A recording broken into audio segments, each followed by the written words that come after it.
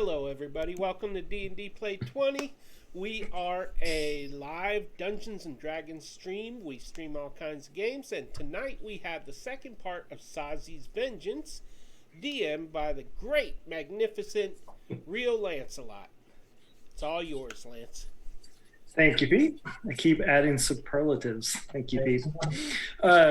Yes, so tonight is a conclusion to Sozzy's Vengeance, which is a backstory episode of the Kenkari Chronicles. Actually, we're going to get a little bit of a taste of three different stories tonight, if everything goes according to plan. This is kind of a wrap-up episode to get some tie-ups and storylines, and then we're going to go forward in time to the events immediately after our second session. It's taken us all this time to get back there, so we'll do a big recap and obviously get the players, myself, make sure I remember everything that's going on. So where we last left off, we were in the city or town, hamlet, whatever you want to call it, of Tirluck, the hometown of Sozzy. And the last thing that had happened was there was a goblin attack on the town. A goblin wild mage shaman druid thing accidentally summoned a colossal fire-breathing chicken, along with some other chickens that were chasing around the town. So we had a nice little interesting combat with our heroes helping out around the town to secure and fight off the goblins. Unfortunately, the colossal fire-breathing chicken ate Sozzy's mentor and set him off on a somewhat destructive path. And then a gnomish inventor named Clancy was in town with a special surprise for the townsfolk. He had recently acquired some material called Gond powder and was going to create a fireworks show. Unfortunately, the goblins knew about the warehouse full of Gond powder and managed to set fire to it, setting off all kinds of fireworks for the town, and the heroes successfully stopped the goblins from stealing all of it, but met a very enterprising goblin named Dreg, who informed the group that the goblins in the surrounding hills and forests were being controlled by some type of snake creatures. And that's kind of where we're going to pick up. So basically what's going on, Fizzleban, Kenkari, Clancy, Andrea, who is the leader of the city, her commander are all in the garrison, in her office, and in one of the cells they have the goblin shaman bound and gagged and in a holding cell as they are discussing the events of what occurred. So, Fizzlebank and Kari, you do notice that Sozzy is not with you. And from the last that you saw of him, after Dreg explained to him what was going on, and in a kind of a fit of rage, he took off in a direction and you lost sight of him. Things are kind of calmed down, and Andrea has asked you to kind of come in to give a little bit of debrief about what happened and to figure out kind of what the next step is. Clancy has explained to her that yourselves have saved the warehouse, The last that they saw was the elf druid that made an appearance took off in the direction of the colossal chicken since it was heading into the hills, and he was running off to protect it or try to track it down. She's like, well, so thank you very much for what you've done to protect our city. I just don't understand of what everything that I've been hearing. This goblin behind me summoned a giant fire breathing chicken. Is that correct? Yes, it's absolutely correct. Which part of it are you having problems wrapping your head around? And maybe we can assist in that.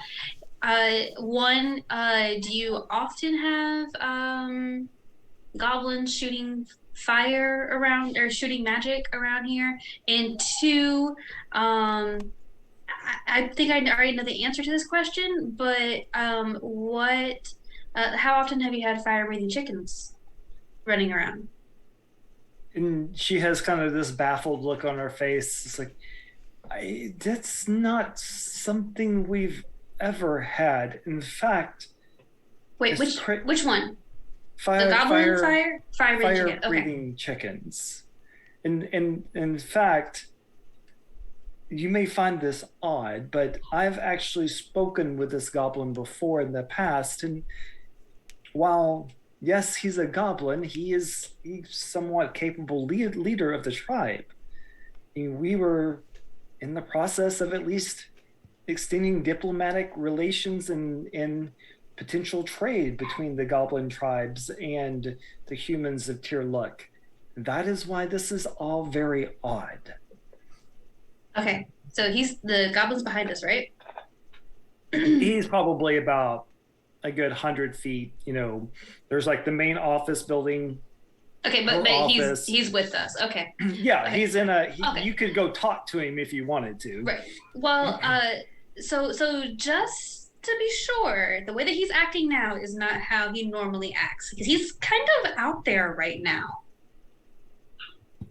And so as you're kind of talking, you turn and kind of point to him. You can see he's bound and gagged, and so his war staff is kind of near the group, and you could see him kind of he's just kind of swaying back and forth. Just as last left him, he was the elf would have told you that he was on the brink of insanity, the way he was acting. Right. The person that we're talking to. Okay, so you know him. He's not acting like his normal self. Is his staff new? Is that a new thing? No, that's his ritual staff. It signifies him as the leader of the goblins. Okay, so that's thing. Okay, and has he always had magic? Yes, he is actually a very capable magician healer. I've seen him do things that are similar to druids. Okay. So then Kenkari is going to Kenkari is under the impression that someone is somehow affecting his mind. Mm-hmm. And she is going to go up to him and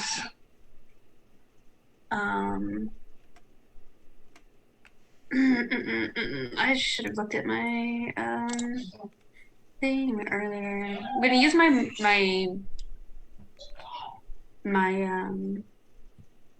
your mind link ability. Yeah.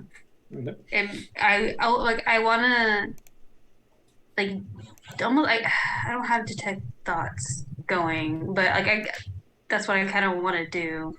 I want to see what his brain is like and see if there's any way to distinguish, pull out some maybe bits of the insanity for a little bit of the truth of why he changed. Sure. So you reach into his mind. It's like you make eye contact with him, and he makes eye contact with you. Um, and all you hear in his mind is destroy the city, kill the humans, bring me the spoils of war.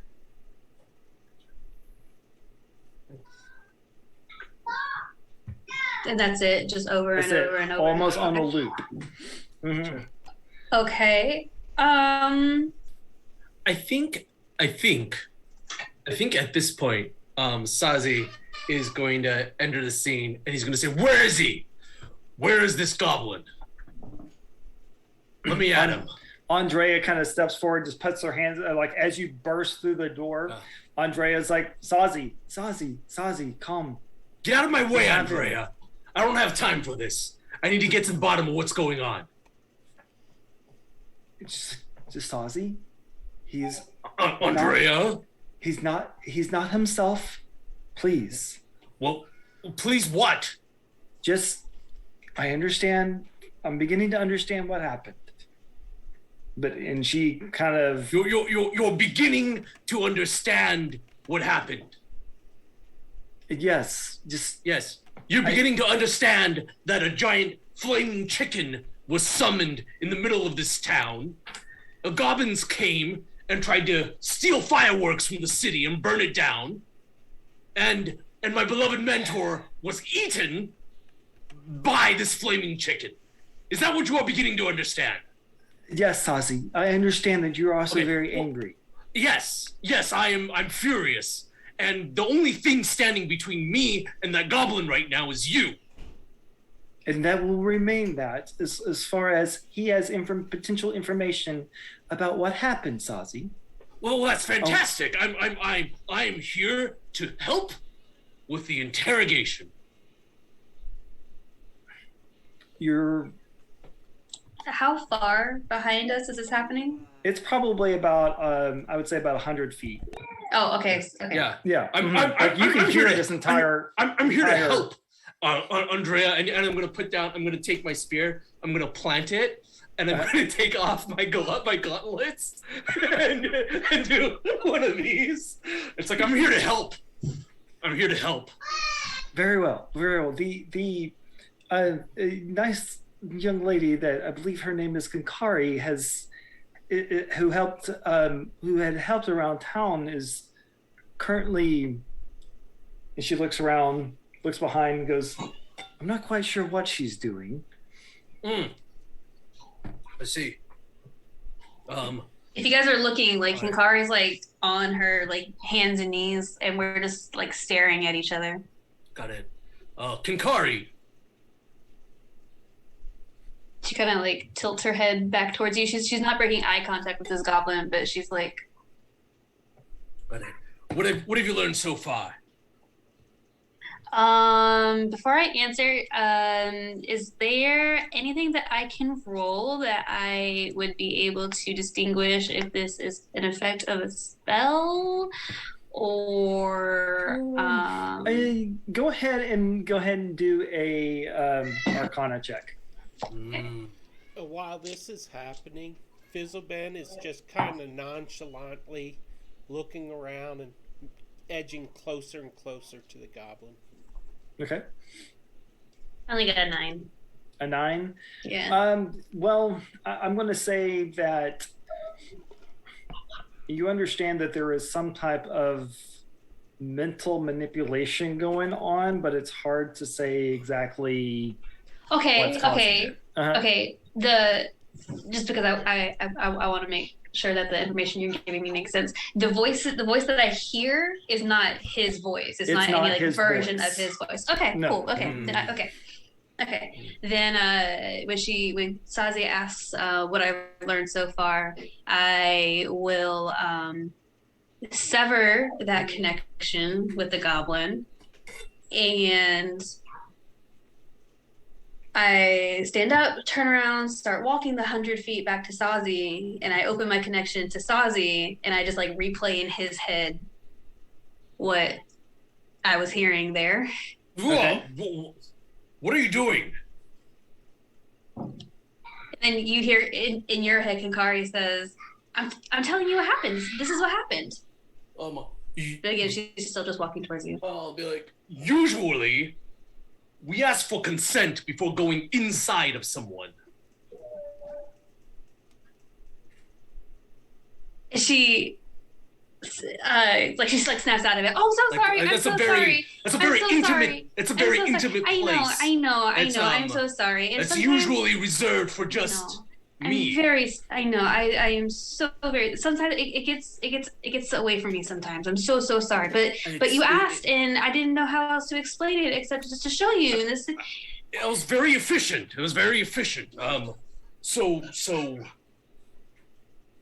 And Sozzy's gonna pause for a moment and kind of reach into his pack, and just start to like, as very matter of factly, take a few things out of his pack.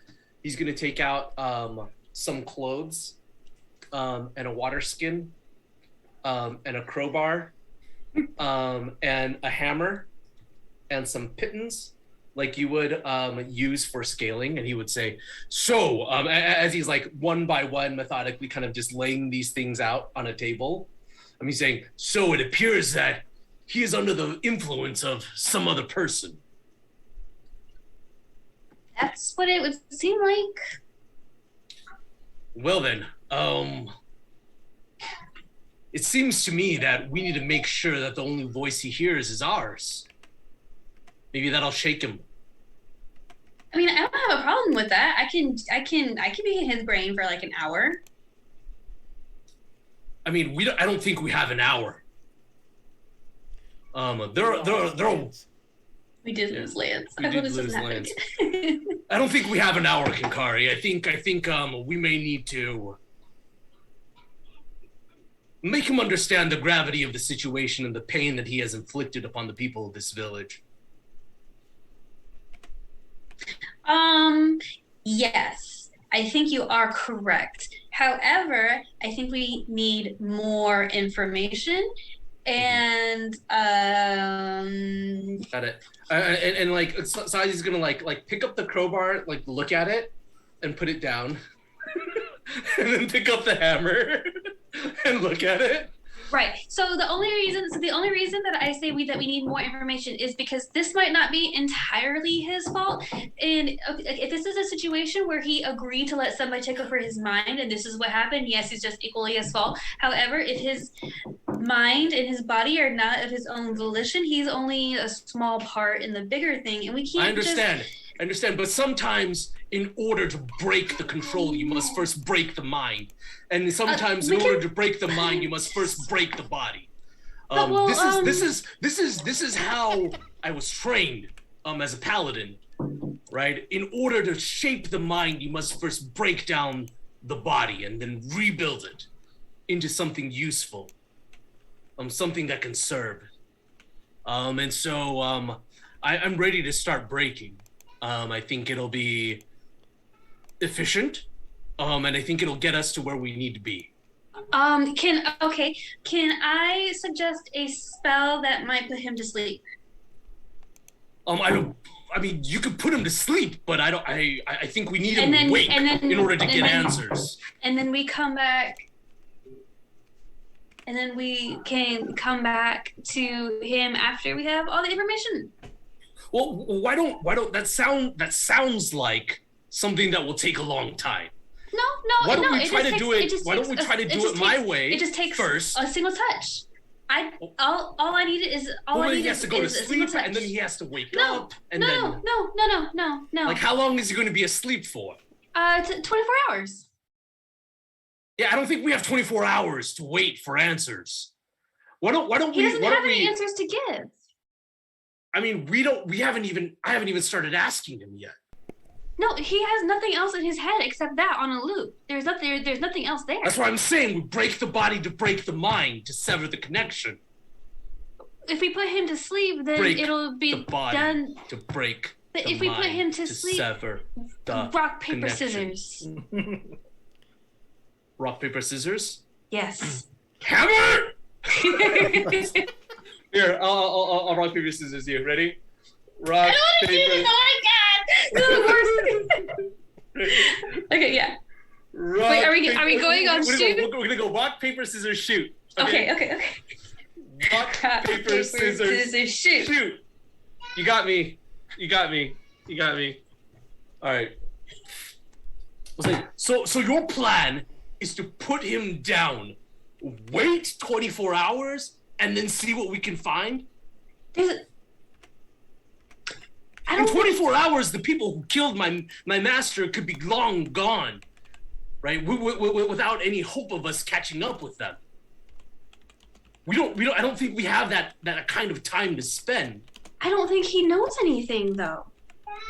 I was just inside his brain. We won't know what he doesn't know unless we keep asking questions. Right? And right now the question on my mind is, can I make him feel the amount of pain that I do? No. Can I make him feel so utterly, can I make him feel as though Can he you has just been scare him? deprived? What's that? Do you think that you can just like maybe scare him? I think the easiest way to scare someone is to let them know that these are not threats but promises. Talk is cheap, but actions speak louder than words, Kenkari. Okay, I will let you do this. Okay. But before you go in, Look, worst case scenario, right? I bruise him up a little bit, you heal him up, we go again. I am going while as Kenkari is agreeing to this, she's going to cast Calm Emotions. Okay. And get Sozzy to chill out, maybe just a little. Oh, okay. So well played. I need a charisma saving throw from Sozzy. Okay. Yeah. I like it. DC 13. Charisma saving throw. DC 13 from Sozzy. That's an 18. Okay, if it saves, yeah. Gotcha. And say, all right. And I'll turn to the shaman. I'll say, who do you serve? There's no response. Got it. He's bound, he's gagged, so he can't speak. So. Excuse me. I'm gonna undo his gag. How I'm gonna rude of say, me. yeah. Sorry. Who do you serve? And there is no response. Gotcha. Hammer. And it's gonna go. I'm gonna. He's bound, right? Yeah, they have him tied. They have him his hands tied in front of him. He is completely bound. His feet are bound. His hands are bound. While he's doing not that, I'm going gonna have my mind link open to see if anything changes inside this. I'm gonna hand, and I'm gonna say,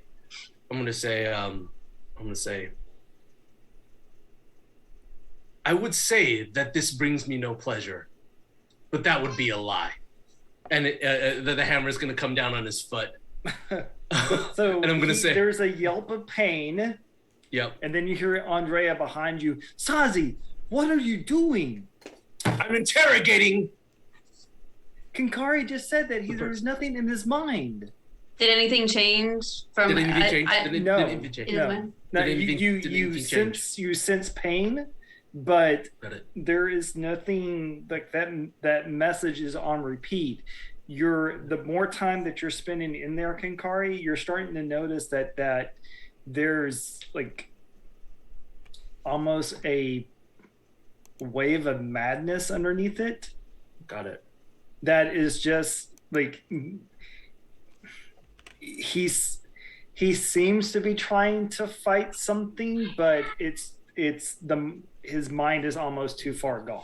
Got it. I'm gonna say, I know you're not completely here, but I want you to focus on the pain, and I want you to follow that pain back home, Fizzle back Band to your blows body. on his whistle. he's gonna go, boom on the other foot. I blow Come on my back! signal whistle and Okay. call I need- Bernadette, my mastiff. And when Okay. she comes running up, I'm going to say, "Give Sozzy kisses!" And she'll run and put her front paws, she's big dog, and start licking him all over the face, distracting him. Well, so come back! I need answers! I need to know why this happened! Why? Are you Why? big dog? So, Why? No. And at that point, Andrea summons a couple of guards, and they put their arms around you and kind of start dragging you back. It's like, Sozzy, I understand that you want your revenge. I understand, but I don't think you're gonna get any more answers out of him. The best thing that we can probably hope to do is to find whatever did this to him. What did this to him? I think I will hunt it to the ends of the earth and make sure that it curses the first kiss its mother ever gave its father. I would say that's a very original oath, sir. I will hunt down everything that needs vengeance, and I will make it curse the day. I don't know. For some reason, I'm thinking about smooches. Very original. Very original. So yes. So the question I need from y'all, and you can be thinking about this. So again, Drag has informed you that he will be waiting at sunrise to lead you to the camp, should you want to, or you can have another plan. So why Fizzleban, Sozzy, and Kenkari are contemplating their next move, we will go back in time just a few days to the city of Arabelle, the government seat of the Kingdom of Cormyr. There we will find Lord and Lady Winchester attending a meeting with with one of the high command of the Cormyrian army. Lord Winchester, who he often says is his father and not him, is actually he's a diplomat for the Kingdom of Cormyr.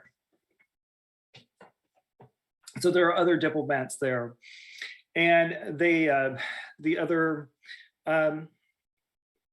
family members and spouses and other people are kind of mingling together while the high commander and the diplomats have a conversation about what they're going to do.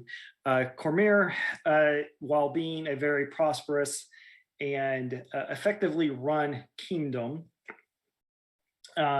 sits in the middle of the Forgotten Realms, in the middle of the Heartlands, and therefore has the unfortunate distinction of having pressure from it on it from all sides. And I will back out the map so everybody can kind of see. Get a good picture of where the Kingdom of Cormyr is. So our first story, our original story, was set place in Suzel, which is the capital of Cormyr. And Arabelle here is the seat of power. That's where the king resides, and that's also where the majority of the military is, the purple dragons, and where most of the diplomats live as well. So they're, for the most part, Arabella, this is a lovely party, not exactly your scene, but being married into the Winchester family, it's kind of a one of your duties as his spouse, to kind of play along with the role. So before he kind of went into this meeting, there was a little bit of trepidation. It began to, there's been news that the army and militias have been stretched kind of thin over the kingdom. It's one of those instances where they're trying to distinguish threats from all sides, and the plan is to send various diplomats into the Delllands and other surrounding countries and kingdoms to seek aid. So in the protection of, for the whole protection of the Heartlands, they need everyone's help, not just Cormier trying to solve everyone's problems. So that's kind of what's been going on, that Lord Winchester is kind of letting you know. You've been through this before. As a ranger and someone who lived off the land, and you've seen firsthand what kind of threats are in and around Cormier. So the evening kind of goes on. They've been, the meeting has been going on for quite a while. Lord Winchester comes out with kind of a concerned look on his face. My dear, they wish to speak with you. Why? I think it's best for the commander to explain the situation. So could you come with me, please? You know I hate being indoors and dressed up like this. I understand, but I think we may need your help. Very well. I'll just loop my arm through his and let him lead the way. So he leads you into a room, and it's basically there's a huge battle map on the table, like literally pieces being moved around. They're discussing strategy of where to send different armies, different militia, which towns are secure, which towns are not, which towns need more aid. And you see come in, and there's a gentleman who's about 6'4", and wearing the full regalia of a purple dragon. And this is Commander Urvel.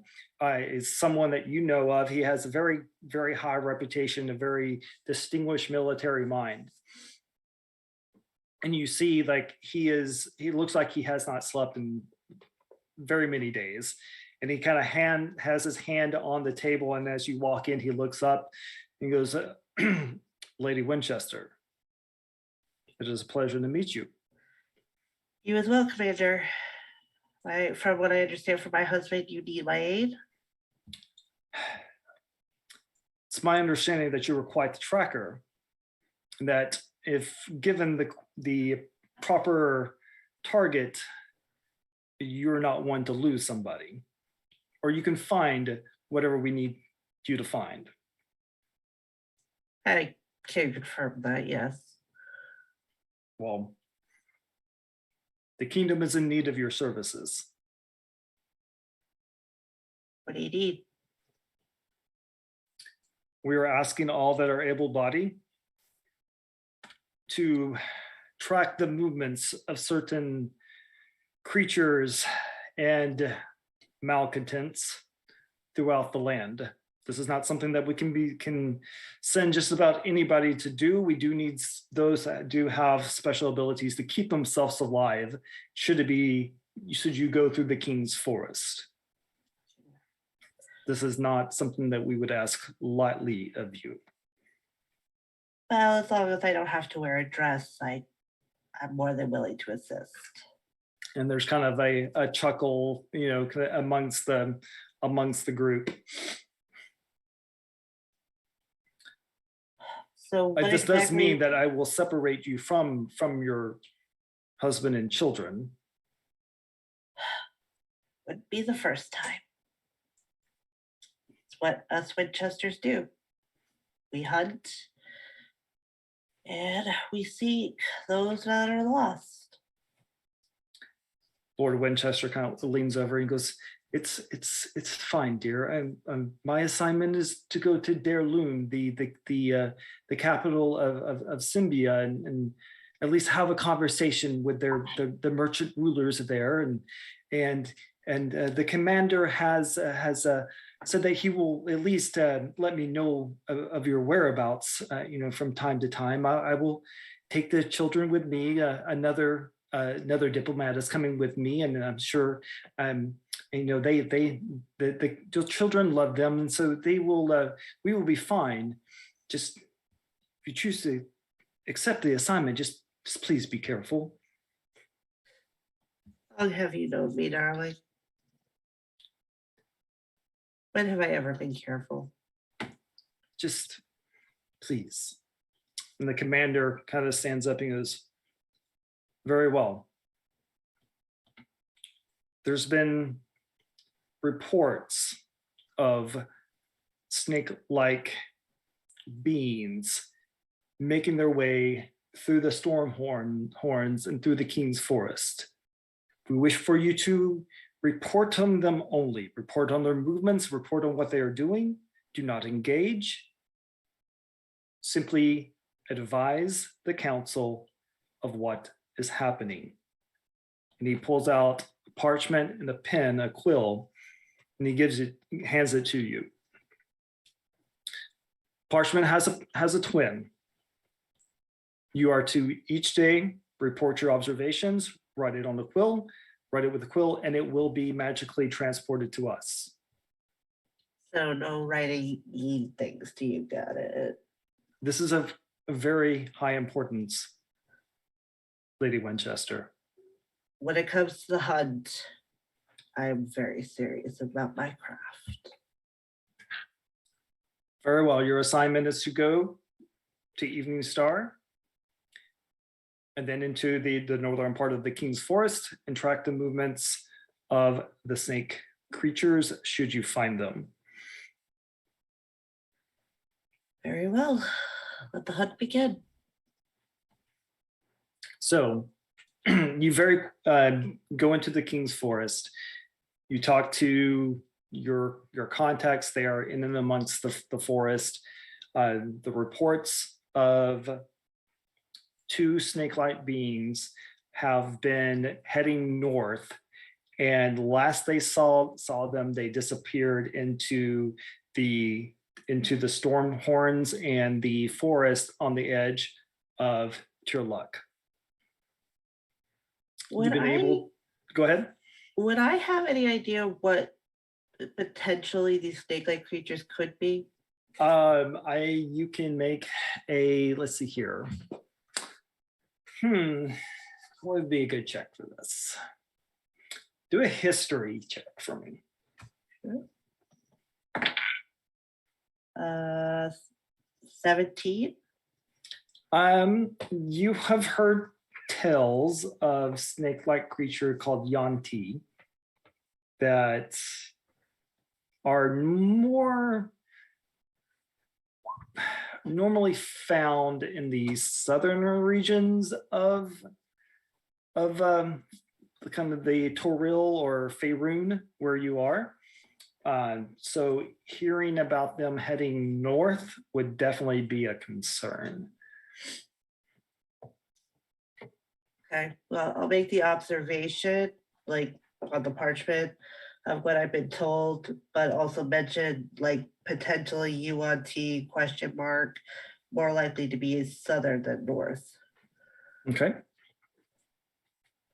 So you track them toward the outskirts of Tirluck, and you do see them interacting with various goblin clans in the area.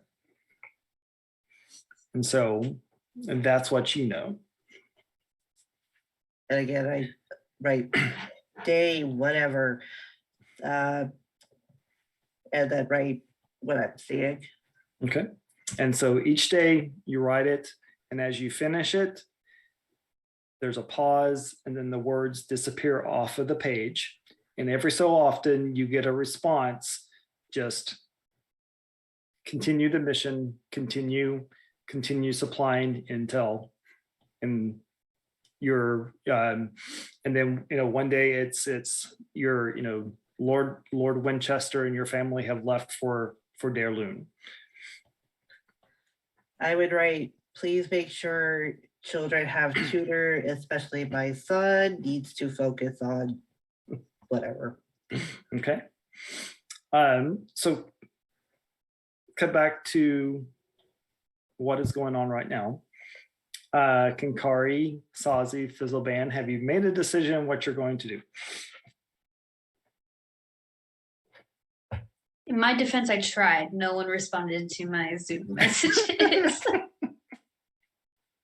I think that time is of the essence, and we should try to make up lost ground and find these snake people as quickly as possible so that we may bring them to justice. Sounds great. Sozzy is furiously sharpening his spear against a whetstone.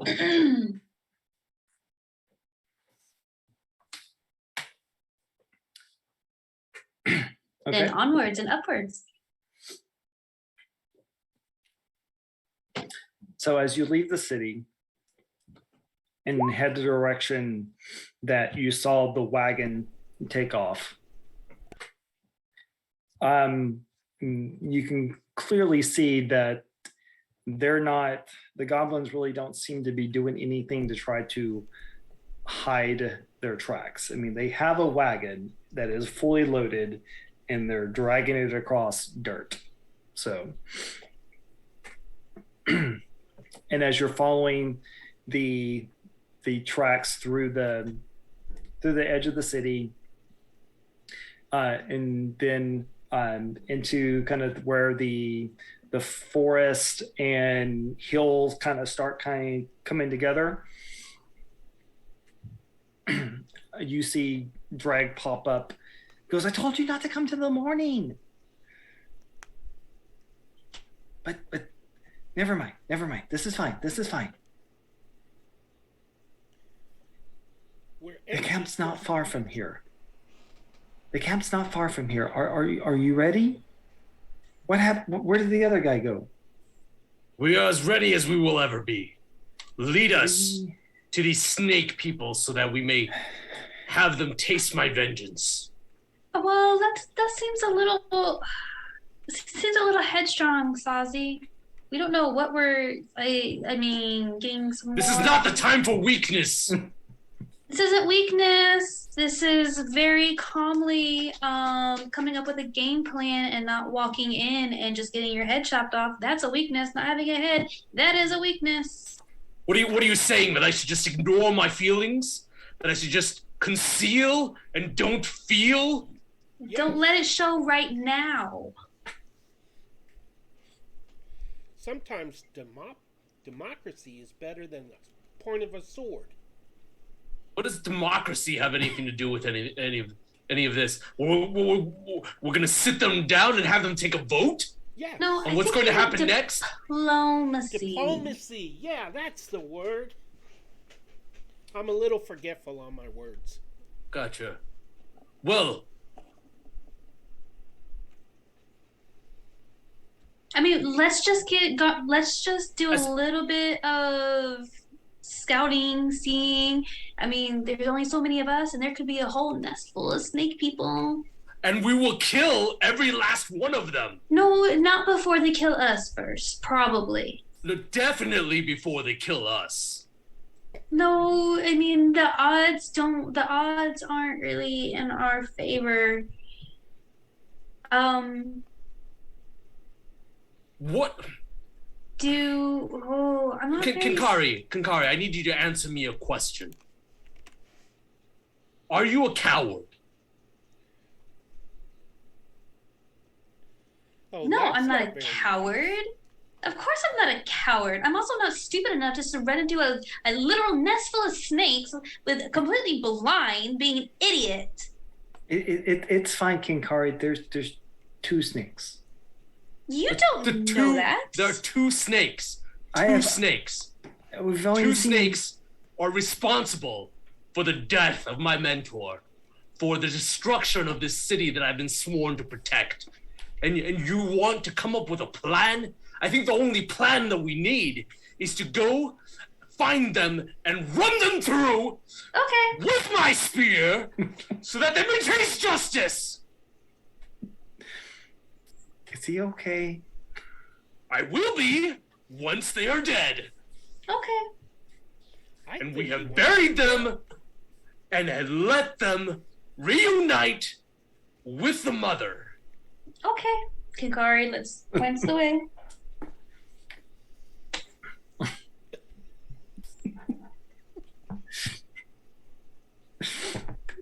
Bravo, sir.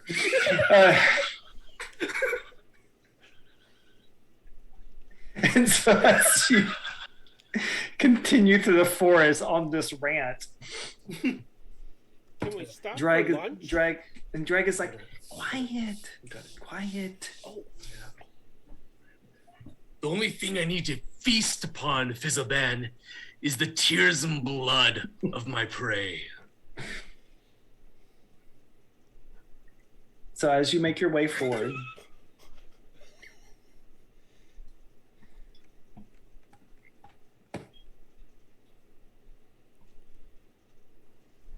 I already had y'all on here. Let me delete these guys. Kenkari, I don't think it's my time to die, but what if it's his time to die? And we're following him. Then I will do so. I wasn't talking to you, young man. Then he will do so. Well, there you Why? go. Then he will do so. And knowing that I've avenged my master. Or died a flaming idiot, but that's cool. We'll see what happens. I'm too old for this.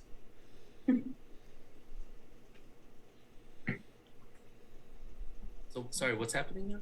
So basically, yes. So you're down here.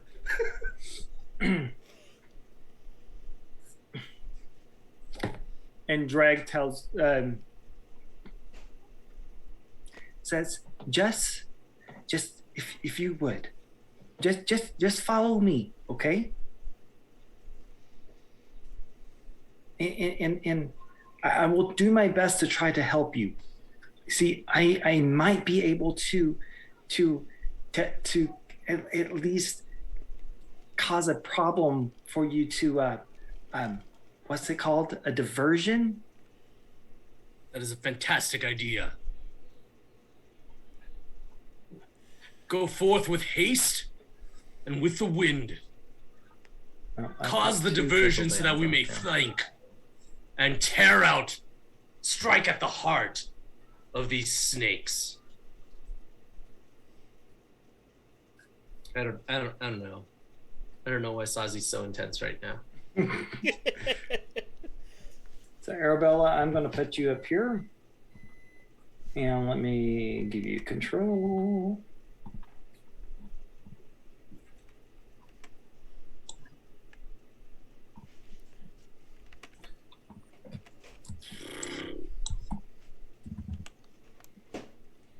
Have we taken a long rest? Nope. Okay, I didn't think so. Okay.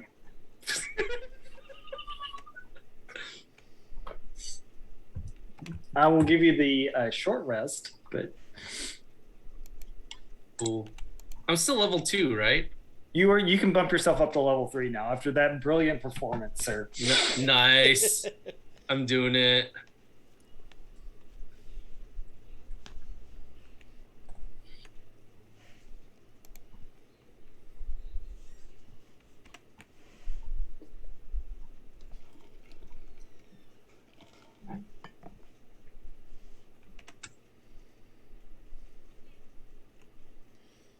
Is he always this intense? I don't know. They just met him. Hey, I just met you.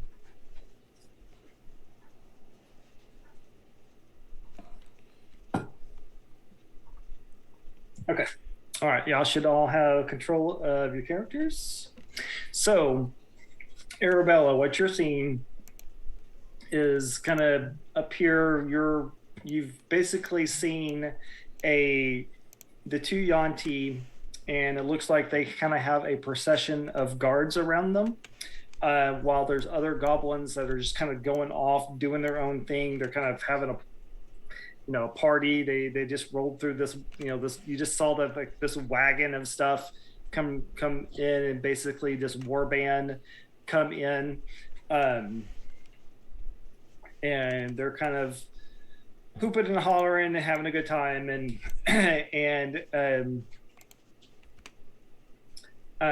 they don't really seem to notice that a ways away from them, you see one other goblin being followed by 3 other individuals.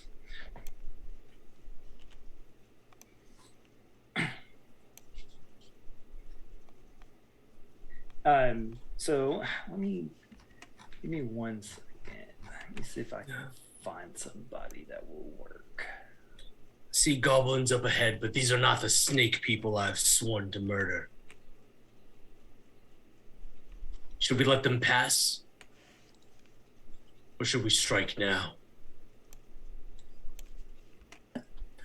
Help. Can I do a stealth check just to hide and make sure they, like, the new people coming in and the other people don't see me? I'm going to say that you're hidden for now. Oh yeah, you're over there. You're not part of this party yet. I know, but I'm observing, and I just saw 3 people I don't know and a goblin. So, like, what the hell's going on? So, I'll write the observation. Strategery, obviously. Like the wagon, does it look like it was ransacked or? No, it looks like it's full of crates and sacks and food and all kinds of random things. Okay. Crates and barrels. Mm-hmm. And you said that they look like they're celebrating? The goblins, yes, that are up here. Yeah. Yeah. Yeah, they're kind of all. So, what you see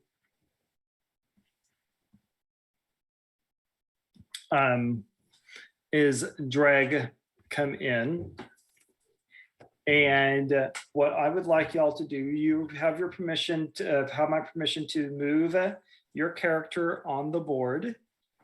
You can put yourself in a scene where you can be seen by everyone, or you can put yourself in the position to where you are hidden or behind a tree or something like that.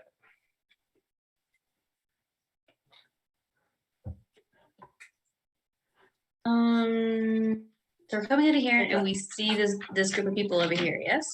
Or no? Yeah, you basically see a fire going on with a bunch of goblins. You see a bunch of goblins just running around, and you see like these 2 snake-like creatures that are standing probably about 6 feet tall. And then you see they're flanked by 4 goblins that have more armor on and spears and have a little bit more armament about them, and don't seem to be joining in the revelry. If I go there, am I still hidden from everybody? Yes. Other than I'll say that you have cover behind that tree. You're getting awfully close, but can I climb the tree? Yep. Do I need to make like an acrobatics check or anything? No, I would say stay there for now, because just stay there for now. You're good. Okay. You would have to get up under the tree and then climb it, and that's would probably draw some attention with as much goblins are going around. Okay. So what you see Dreg come forward. And Sozzy, you notice that there is, before he leaves kind of your group, he takes a deep breath, puts his hand on his little scimitar that he has on his side, and then walks forward toward the Yuan-ti. And you see one of the by this point, you can see that one of the Yuan-ti has these two glistening scimitars at their side. And one of them just has some type of like a staff that has like barbs on the top.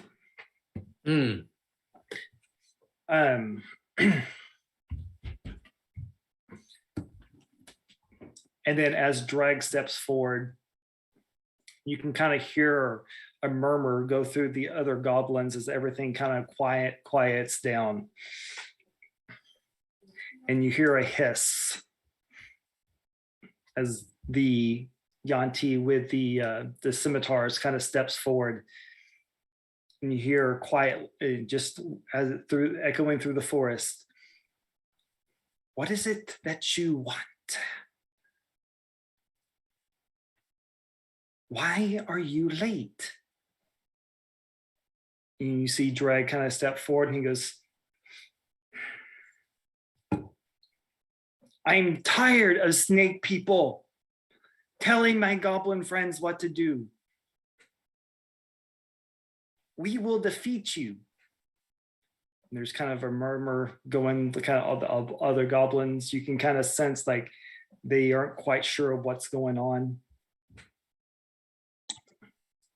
And you see the two Yuan-ti kind of chuckle.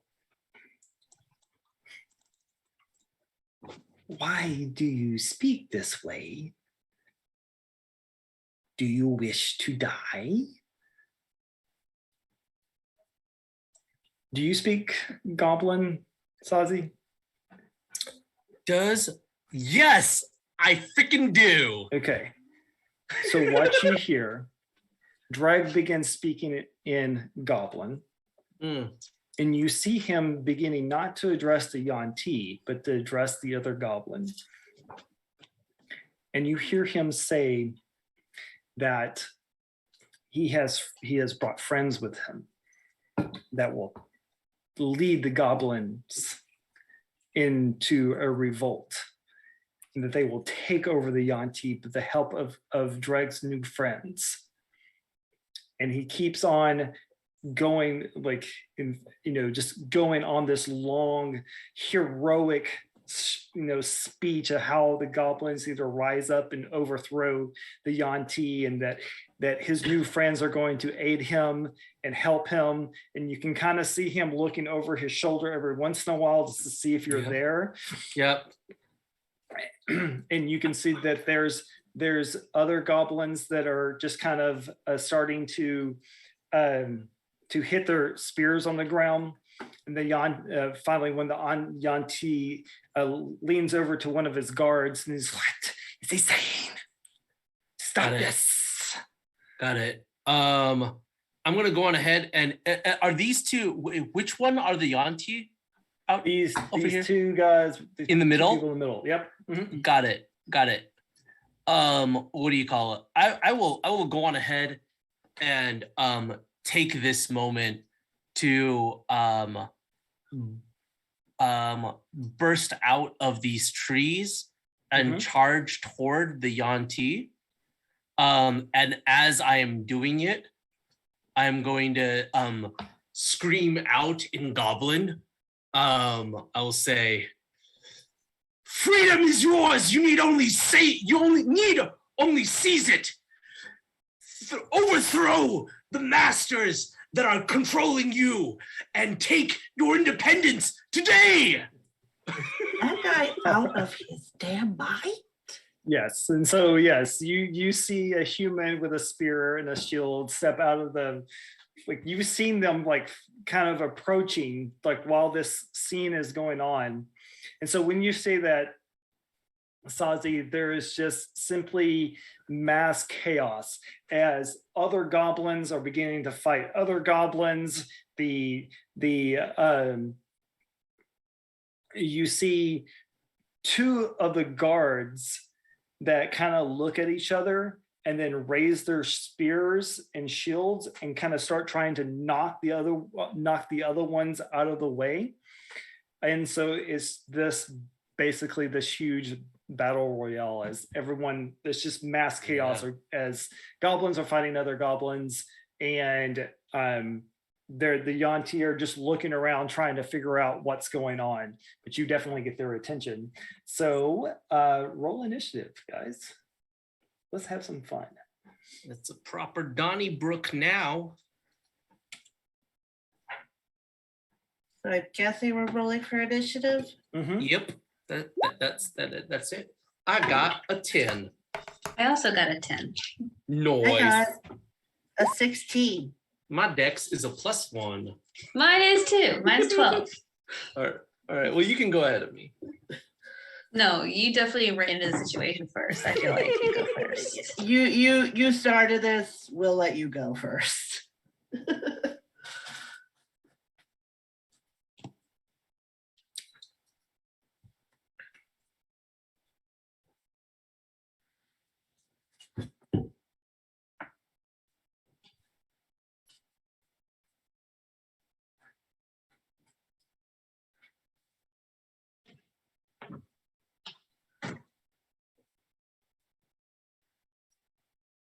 Pete, you're muted if you're talking to us.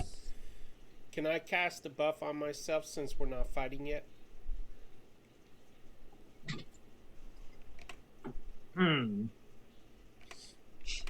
I will give you, when you see Sozzy burst out of the trees and make his proclamation, I will allow you to cast the spell. Awesome. As you realize what's about to happen. Alrighty then.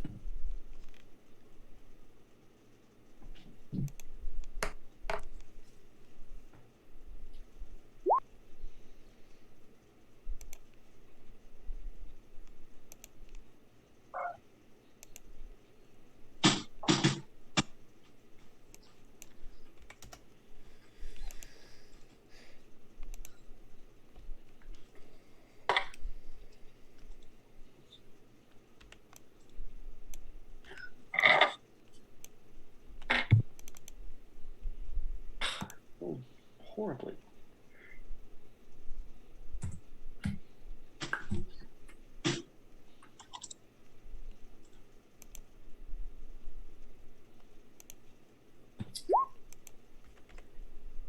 I'm okay with that. Kenkari, you got a 10 as well? Yep. Yeah. But she's letting the ladies go first. And Arabella, what did you get? 16. Don't be stupid, cat. Don't be stupid, cat.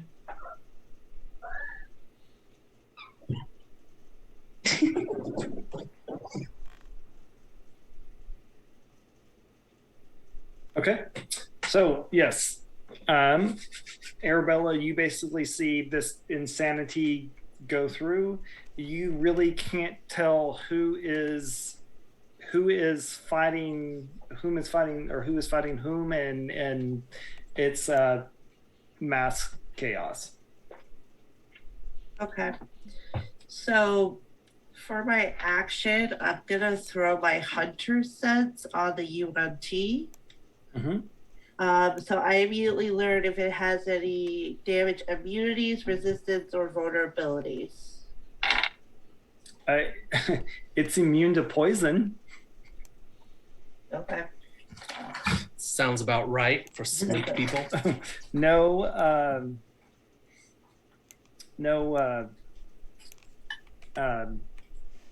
vulnerability. It's just immune to poison. It doesn't have anything like resistances or no. Vulnerability. Correct. Okay. Part of my research. And then for my bonus action, I'm gonna cast Hail of Thorns for my next turn to shoot once I observe who I should shoot and who I shouldn't. Okay. And Are you going to stay there or move? yeah, I'm just gonna stay there for right now. Okay. That's my turn. All right, Sozzy, you're up. Oh, fantastic.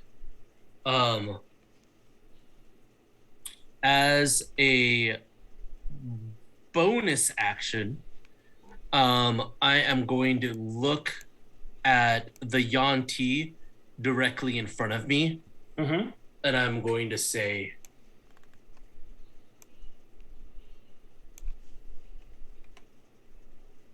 "You killed my mentor, and I will rip away from you the joy of life as you have from me." I don't know. What do you call it? Come and taste your doom. And I will. What do you call it? Proclaim a vow of enmity against him. Okay. Yeah. And then I will attack him. Okay.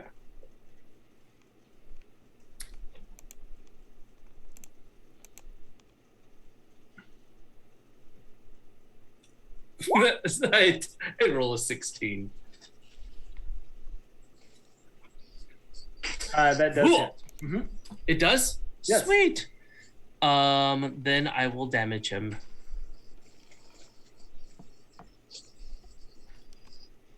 Boop.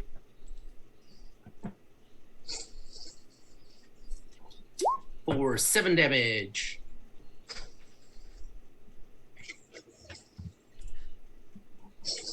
Okay. Kenkari, what are you going to do? So I'm over here kind of watching everything happen the way that it's going at the moment. And I am going to use my bonus action to cast Shield of Faith on Sozzy. So it's a +2 to your AC. +2 to my AC. Thank you. For 10 minutes is a concentration. So that's my bonus action, and then my action is going to be I'm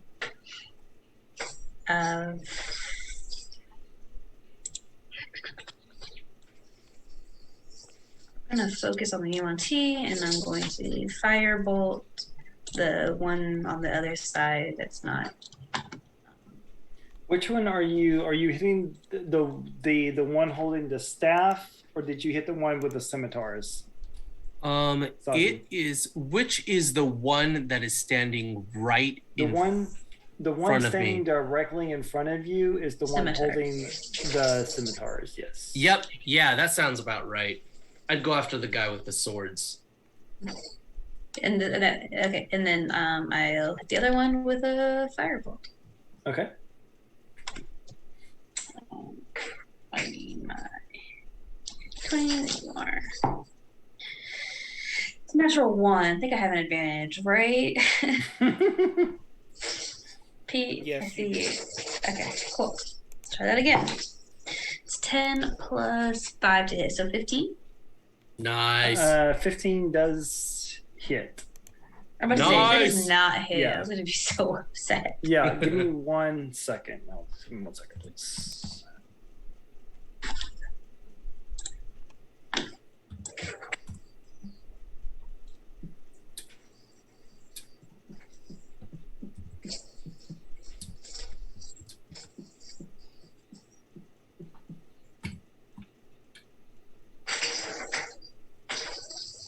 And my goal is to still be hidden over here. Minus the fact that I just threw a mote of fire. Mote of fire at this person. Cool. Did that person just move? I wanted to separate it out just a little bit. Just give me, so Okay. you can kind of see my thing did not. I was gonna say I would be excited to use my reaction to try to swipe at him if he wants to move that way. There we go. That's more appropriate right there. Yeah. The fighter with the two scimitars is directly in front of you, and just a little off to the side is the one with the staff with the barbs on the top of it. Is that the case? Yes. Can I have been here instead then? Yeah, that's fine. Mm-hmm. Cool. I just wanted to be in a place where I could threaten both of them, because I'm very threatening right now.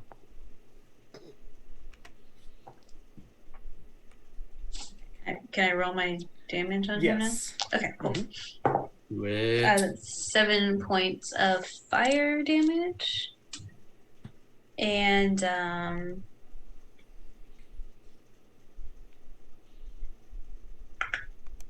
no, that's it. Nothing catches on fire. Okay. And that's my turn. All right.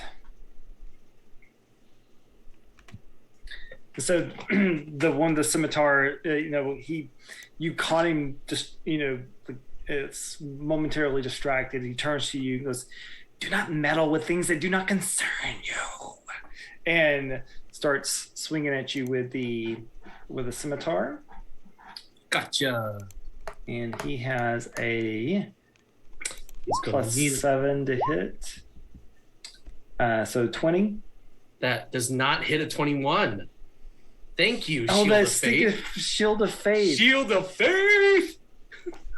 So he whips around one of the scimitars. He goes to feint with the other, or he goes to swing and feints, and then leans in and tries to bite you.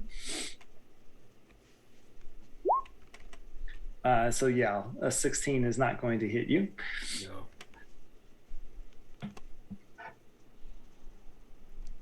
No. For no damage, I'm gonna try to headbutt him as he misses his what-do-you-call-it?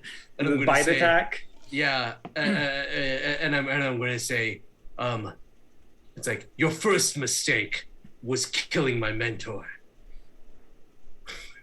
And then, so that's his turn. Yeah. The mage is going. You hear her, or you see him turn and yell, "Protect me, you fools!" And he's going to. Oh wow! I'm going to make her roll. No, that's not who I want. I want this thing. Ooh, did he move? Yeah. So if you want to make an attack of opportunity, you can. Oh yeah, you bet I do. Oh my goodness. You bet I do. I am going to roll to attack. Oh, that's only an 8. Yes, an 8 will miss. Okay.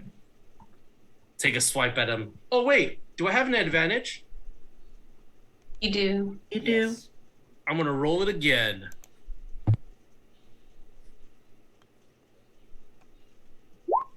$22. That will hit. Fantastic.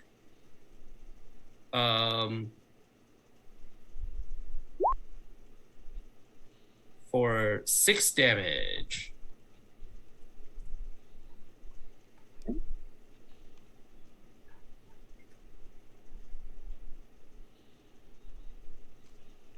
All right, so you see him kind of step back behind one of the goblin guards, and you see him kind of wave his hands around, and this bolt of green energy starts forming in his hands and goes flying towards you. Got it. What kind of save do I need to make? No, it's to hit. Oh, yay! 21. 21. Nope. You know, Lance, you could roll real dice. It's fine. Maybe one of these days. And he goes flying over your shoulder. Nice. And you see it just like slam into a random goblin, and they scream in pain as like acid just basically boils this poor goblin. Oh no. I'll say, after I'm done with this guy, you're next. And Fizzleban, you are up. Okay. Fizzleban will real quietly, tippy-toe over to here. That's his maximum movement, and then he's going to cast Chromatic Orb and hurl it at this fella, right? Ooh, I'm pink. Oh, I'm pink.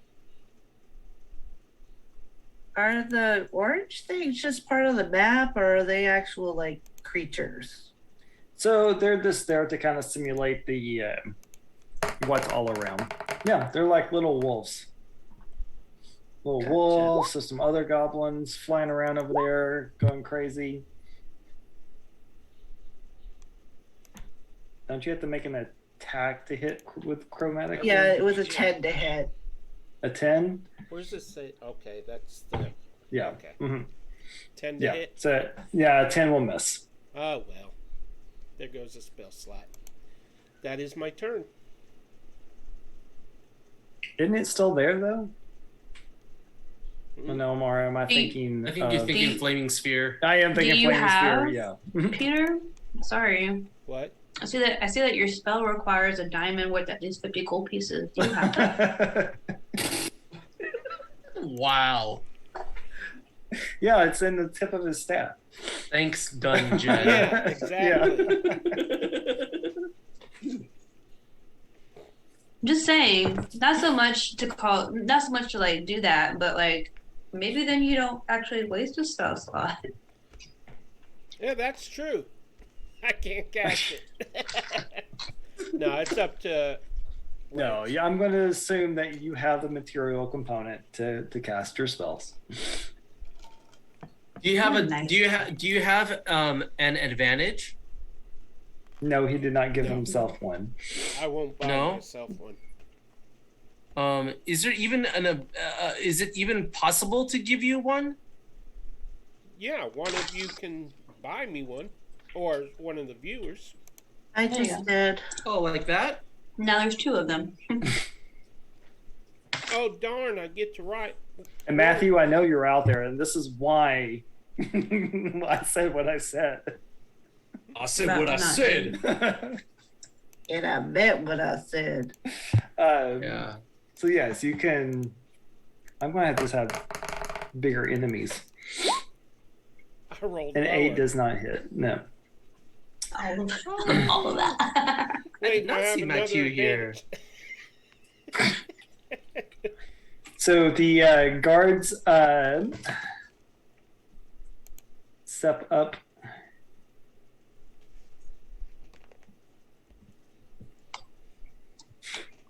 Around you, Sozzy. Okay.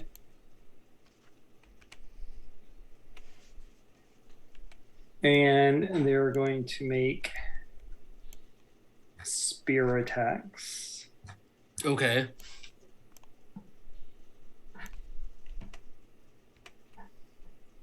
And they get a +6 to hit. So 1 miss.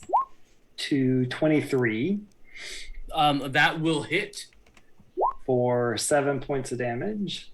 Okay. 7 points of damage. And 17. So they will miss. Got it. Oh. Okay.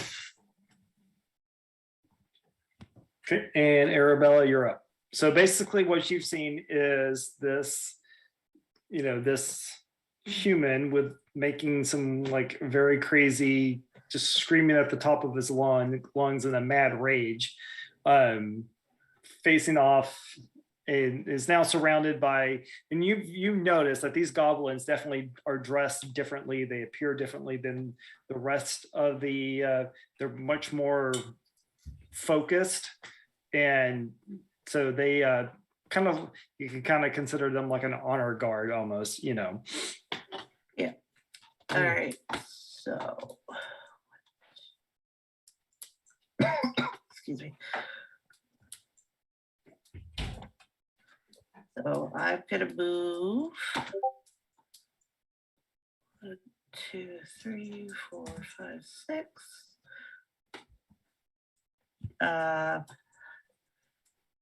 As my bonus action, I'm gonna throw my The Fizzleban, as you're sitting there casting your chromatic orb, out of nowhere comes this human dressed in green and brown leathers with a bow, coming running right by you. I totally don't even see you, so I totally ignore you. Take my pill. Thank you, Alexa. I'm reminding you. Take my pill. Yeah. I'm reminding you. Alexa, stop. God sakes. Alexa, play "We Will Rock You." Didn't work. Damn it! I lost my train of thought. Sorry. No, you're good. You're You good. snuck by me. Yeah, I ran by you. I totally wasn't paying attention. I just was running. Because I know this is gonna hit him, and I'm gonna feel bad. But as my bonus action, I'm throwing my Slayer's Prey onto the UNT here, Okay. Oh yeah, do it. and I'm going to shoot the person. And I'm going to use my advantage. That's an 18 to hit. Yes, that will hit. I will need them, the UNT, and everyone within 5 feet of them to make a dexterity saving throw. Oh, that means me too, right? Yeah, sorry. Don't be. That's baller. DC is 12, I want to say. Dexterity. Yep, dexterity. Nope. So they get I rolled a 4. Yeah, so they get +4. So 17 for that Yanti will save, and then 2 guards. Yep. This guard's not actually in the fight. So and they get a straight roll. So 14 and 10. So Okay. this guy up here will fail. So what happens to him? So if they failed, they take 10 piercing damage. If they succeed, they take 5. Oh, And the nice. the UNT takes an additional 10 from the arrow. You are the best person on their team. Sorry. Okay. That is my bonus action, my action. That is my turn.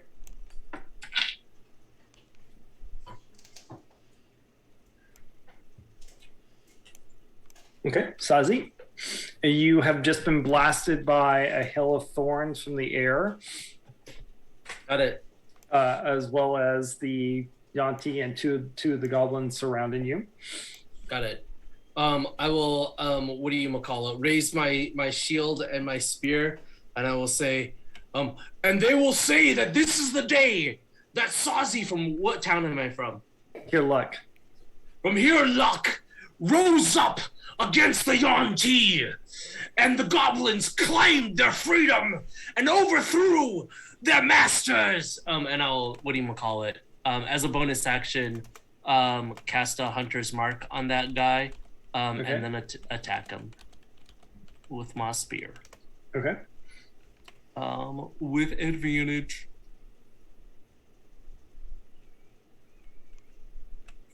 Oh, that's a 14. That does not hit. It's okay. Sometimes the dice be like that. Are you moving or staying there? I think I'm going to stay there. I don't want to provoke 4 opportunity attacks. I'm going to sit my ass right there. All right. You're up, Kenkari. What are you going to do? Would I have seen a random person shoot and stab Sozzy with thorns that I don't know? I don't know if from your angle, if you're trying to conceal yourself. Okay, then you would've saw- I am going to would I have seen the attack against him and be able Well, to you saw like look? basically in amongst the chaos. I'm going to say that you probably saw something shatter in the air, and then thorns just fall to the ground, or just hitting the entire group where Sozzy was fighting. You would have saw that, absolutely. Would I be able to tell where it was coming, like where that came from, or it just happened in the middle of the Yeah, air? you just like in the middle of the chaos, all of a sudden there's thorns coming down from the heavens. Okay, so just from up above. Mhm.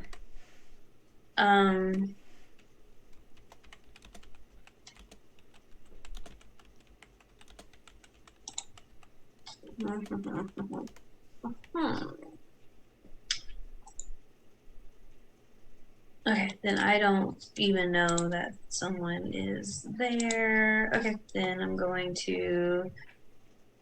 Where's the.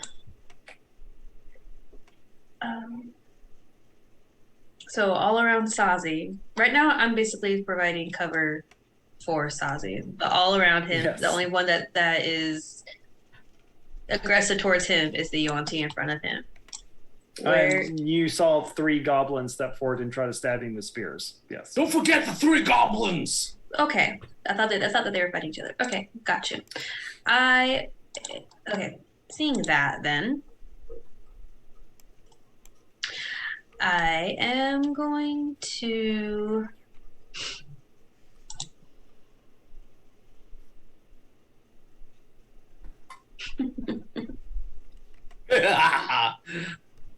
I'm so excited. bonus action. I'm going to cast Sanctuary on Sozzy. Oh no!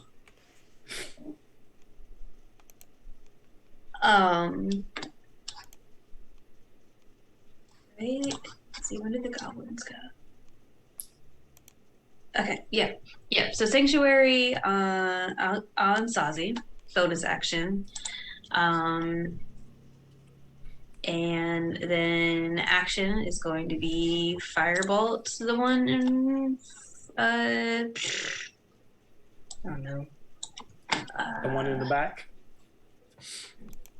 I'm a little bit more worried about the what did the one in the back run away for? Hey, that one has the spear, and you saw cast some type of acid spell at Sozzy and miss.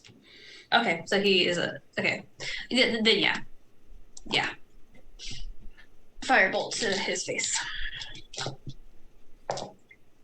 That is a is it a hit? What'd you roll? 9 plus 5, 14. That's a miss. Okay. You have an advantage. Cool, then I'll take it.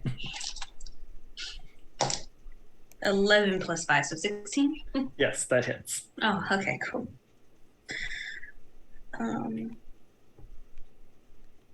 D2. Domain.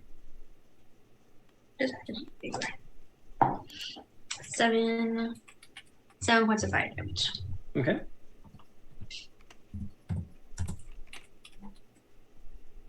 And that's my turn.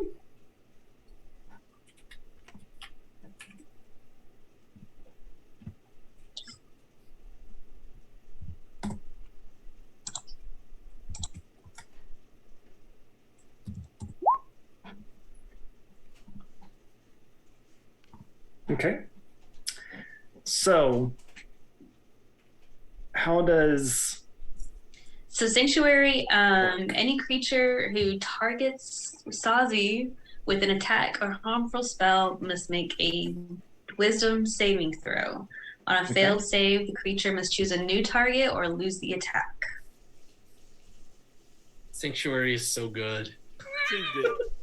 It's not, but As soon as I attack, it if breaks. he makes it, yeah. Yeah. But that's fine because he's gonna go after these guys Everyone this else round. does. So Yeah. Okay, so he Smart. needs to make a wisdom saving throw. yes, anyone attacking Sozzy is gonna need to make a wisdom saving throw. Yes, DC Okay. 13. All right, so he has +3, and he will attempt to. And so what you see, Sozzy, as as you're fighting, you see these scimitars that he's kind of like, y'all are doing a little, not swordplay dance. He has these scimitars going. You're trying to find an opening. He's trying to do the same thing, but then you notice, like, you glance down for a second, and you see his tail start coming around, and you can see it getting closer and closer to your leg. And he's going to make a wisdom saving throw. You said +3. Now I get a nat 20 on a Wisdom save. on a wisdom save. Nice. So he is going to try to attack you with his tail. Cool beans. 21. For a 23. Yeah, that'll hit. And you will take 7 points of bludgeoning damage, and then I need you to make a DC 14 strength saving throw. Whew. You have an advantage. Cool beans. That's a dirty 20. Okay. The dirtiest 20. So you start seeing this he's trying to hold your attention with his scimitars, and you see his tail come up and wrap around your leg and start trying to come up to your torso, and you can sense him like tightening your grip, and you somehow, with your minuscule strength, find the rage to break the Nice. grapple. And then he's going to try to bite you again. Okay.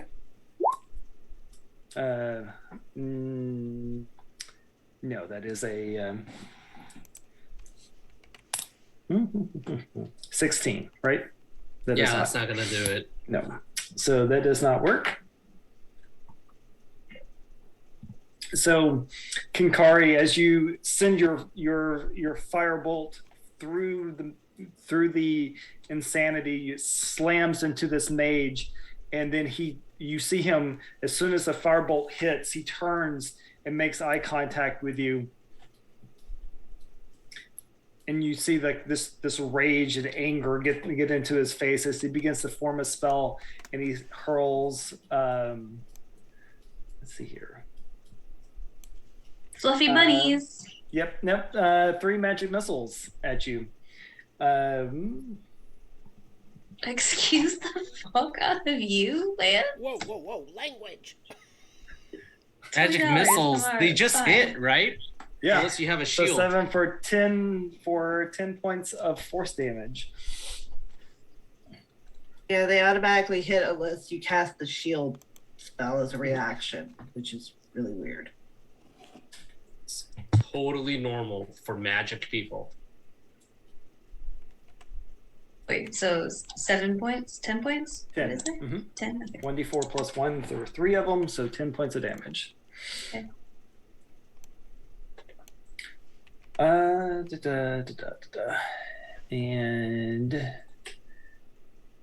there's really nothing anywhere that he can move that is safe. He is going to go right here to give himself cover. Cool. And Fizzleban, you're up. Okay, I am going to switch sheets here. Fizzleban is going to move right behind this young woman that is seemingly here to do whatever. And then I'm going to cast. I'm going to hide behind her and then cast Toll the Dead on the closest wounded enemy. Okay, well, should be this goblin right here.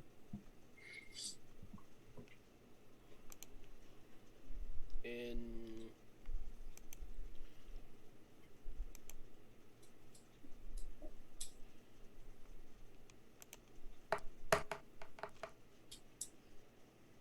I believe they have to make a wisdom save.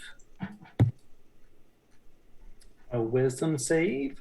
yep, wisdom 13. 19. Jeez. 19 is bigger than 13. Mm-hmm. Yep. It means nothing happens. These dice are rigged. That's my turn. Okay. Oh, I'll pick the pocket. Why not? And so this goblin will need to make a wisdom saving throw, correct? If he's attacking Sozzy. He is attacking Sozzy. Then yep, 11. fails. Okay. So he attacks someone else, or You see him just try to like go in to stab Sozzy, realize that he can't, and then just shield bashes a random goblin as they come running by. This one is going to do the same.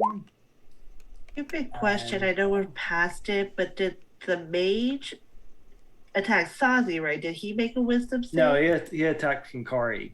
Ah, He just hit him with a firebolt. Magic missile. okay. Just for some reason I couldn't remember. And Pay attention, Vanessa. and fell. Yeah. So they all fell their wisdom saving throws. okay. So then they either choose a new target or lose the attack. Yeah, they will lose their attack. They don't want to hit each other? Just kidding. No, they're just like shield bashing random goblins that just come running by. Gotcha. Who's next? All right, Arabella, you're up. Okie dokie. Let's see. Do I need to roll stealth to see if she knows I'm there?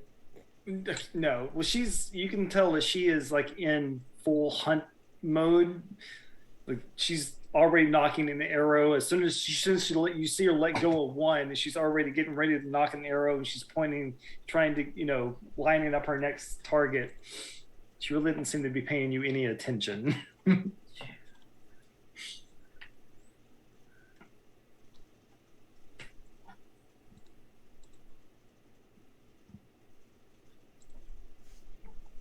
Can I see this UNT from where I am? Where did you move? Right there.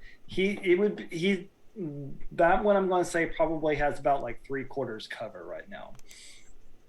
Like he's hiding behind a tree. Okay. Oh, I have sharpshooter. I ignore 3/4 cover. Mm-hmm. Okay, so for my bonus action, I'm gonna move my Slayers. No, I'm not gonna do that. I'm gonna cast Ensnaring Strike, and I am going to shoot at this UNT. Okay. And I have advantage. And you know what? I'm gonna go sharpshooter. So I'm gonna deduct 5. And you're going to roll a nat 20. And I did. Yes, you did. So they need to also make a strength saving throw.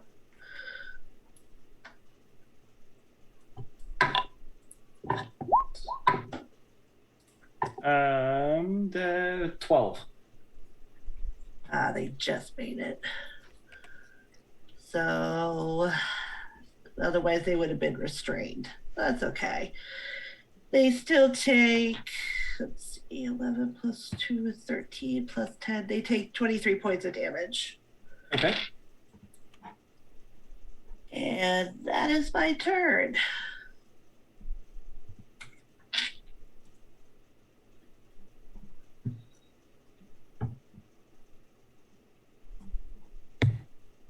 All right, Sozzy, you are up. Alrighty. Sozzy, fun fact, is near death. So Sozzy is gonna tap himself on the chest, and give himself 15 points of healing. And he will say that will expend his pool, and he will say, and they will say that this is the day that goblins stop spilling blood in service of the scaled ones, and spilled blood instead to rid them of their unjust rule. And that's my what do you call it? Oh, unless there's something I want to do for bonus action. I don't think so. I think that's my turn. So what did you do? As an action, I healed myself for 15 points. Yourself. Okay. Because I had like 5 He points touched left. himself. Yeah. Yes. Okay. I had 7 hit points left, and anyone who hit me was gonna take me down. Okay. Kenkari, you're up. Okay, I just realized that I needed to roll concentration when I got hit with the magic missiles for Sozzy's Shield of Shield Faith. of Faith. And that's a 4, so no. Well, sad face. Wait, do you have an advantage? Yes. Do I? Okay. That is a natural 1, so no. Maybe you can call out my natural 20s and they come to fruition. Maybe. You'll get one. Go nat 20s. Yeah, natural 20s. Natural Let's do 20s. it. Not those dirty 20s, those beautiful natural 20s. Yeah, naturals. Okay, so sorry, Sozzy, that goes away. It's okay. And it did its thing for a long time. Yeah, it did. How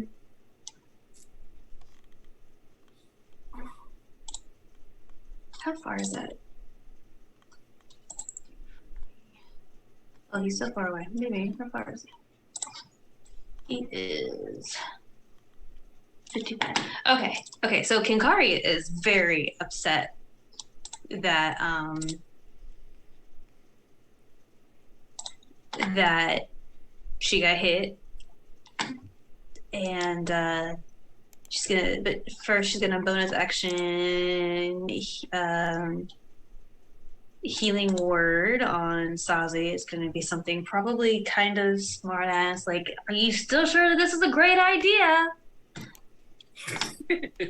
And we'll get not much. 1d4. 4. So max healing, so 7 points of healing. Oh, that's beautiful. And then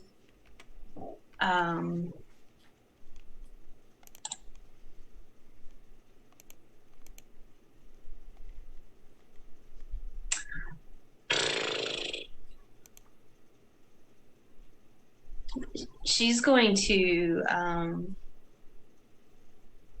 mind link with that mage. Ooh. And when she does, so she's gonna like blast into his brain. So it's gonna be like mind link on top of mind sliver. Okay. So he needs to make an intelligence saving throw.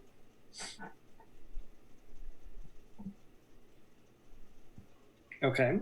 So he gets a +3 to the intelligence saving throw. It's at 18. Okay, it saves. Okay, so it saves from that. But she's still in his brain screaming about how pissed off she is that his nonsensical magical missiles hit her, and how dare he, and yeah. Got it. It's not well, I mean, I could do roll intimidation. It's not really what I'm doing. Not really what I'm doing. No, I don't think it really would do anything either way. So Then yeah, that's my kind turn. of in the middle of a battle.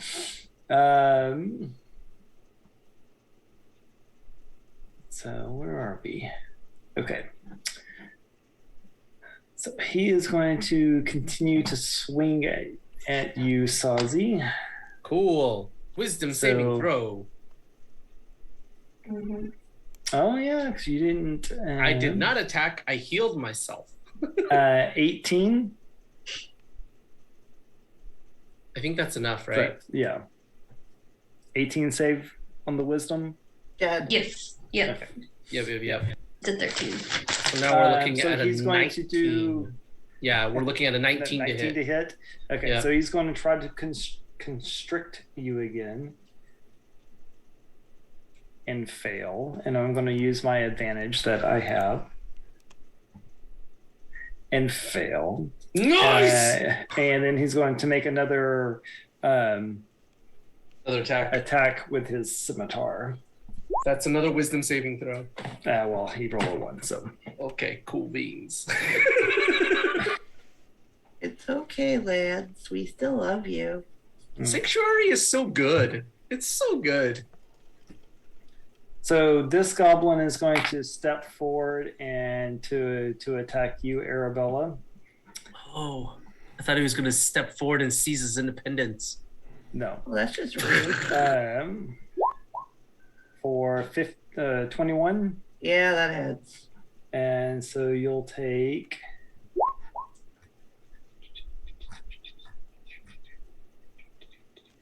3 points of piercing damage. Oh my God.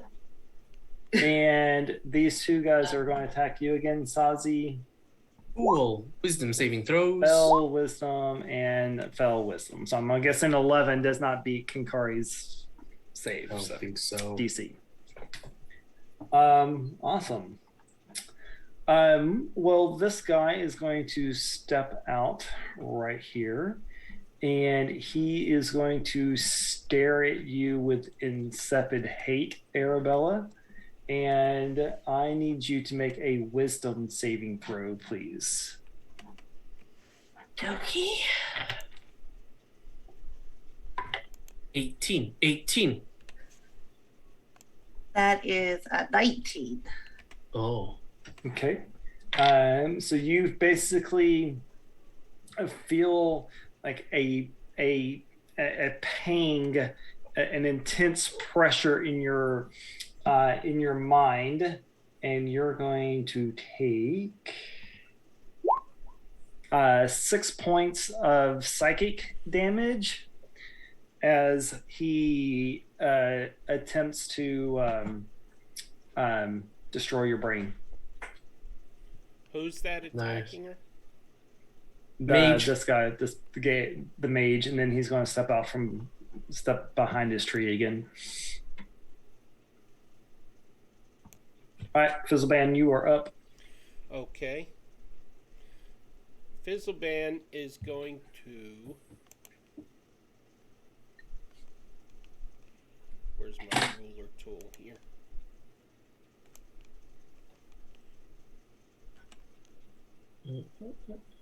Go to there. And can I see that mage from there? Yes, I'll give you line of sight. Mm-hmm. Okay, I'm going to cast Toll the Dead. Okay, wisdom saving throw. Let me bring it up. Yep, wisdom 13. Cool. 15. You know, Pete, if you want to, you can use your leveled spells. I'm out of slots. Oh, sad face. We should have rested. Yeah, I know. Oh, it would have been max damage and everything. Oh well. That's my turn. I missed charging in. Are you a wizard? Yes, I am. Yes. A wizard. It's warlocks that Wizard. get their spells back after a short rest. A wizard. I can too. Well, you can get some spells back on a short rest. Mm-hmm. Yeah, didn't Lance say you guys took a short rest at some point? Yeah, I Our said king- they everything, like the conversation at the garrison, all of that would be Yeah. the equivalent of a short rest. Get that arcane recovery, Fizzleman. Yeah, so if you guys took a short rest and wizards could get some of their spell slots back, you would have some of your spell slots. Arcane recovery. Okay. Okay, we heard you, Eric. You are up. My name is Sozzy. Arabella. Sozzy! You now have a goblin with a shield and a spear standing in front of you. So I do.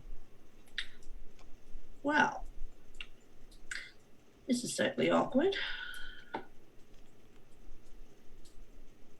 I am going to switch from my bow to a dagger. Because obviously I can't hit something within 5 feet of me. Because I'll be with disadvantage. It'd be really weird. So I will. But it's right there. You can just shoot it. It's so close. That's not how bows work. So stabby, stabby. That is a 23 to hit. Yep.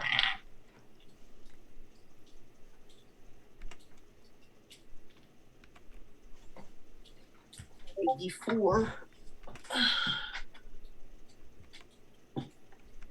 for 5 points of damage. Okay. And that's my turn. All right. Sozzy. Fantastic. I'm gonna say to the Yanti, you and me, let's go. And I'm gonna attack him. Okay. With advantage. So it's gonna be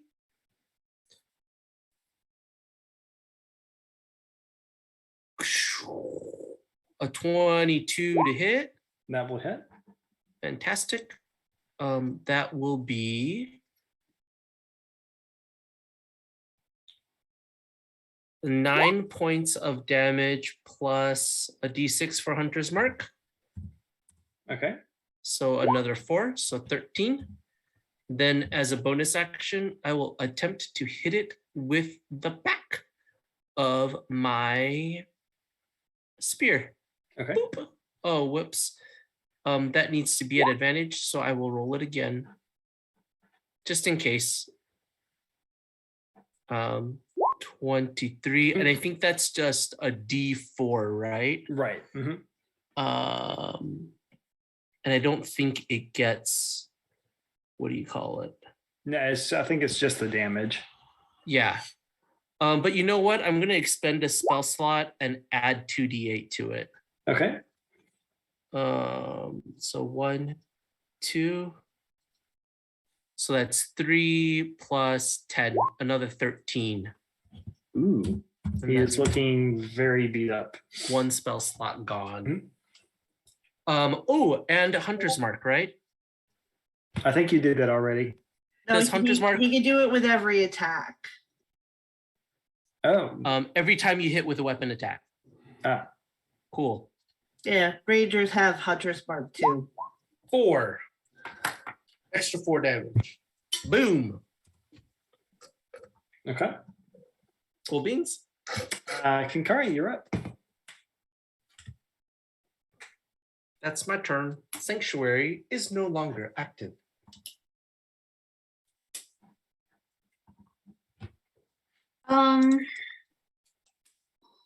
Are these goblins to the left of Arabella? What are they doing? These are basically this there for to show you that there's Is it the scene? Yeah, Okay. yeah. There's more. Remember, there's just a huge fight going on. Right. Yeah. No. Dragons Okay. I just want to trying make sure that. Yeah. No, they're so not if- attacking. Mhm. Okay. So I can move. Yes, you can Okay. move through them freely. You know, excuse me, coming through. Excuse me. Yeah. Don't mind me. Keep on doing you. Sozzy's looking okay now. Yeah, she's been yelling at this UNT in the head this whole time. So she's gonna move over here. Well, here is 30 feet, so she can see him Yeah. around that. You're underneath the tree. I it kind of like I'm not trying to be underneath the tree, but I also like can't like I want to like as direct as a line of sight on him as possible. Like she's pissed and she's just going like not charging, but she's like as mad as she is in her head. Yeah. Like yeah, she's storming towards him, and.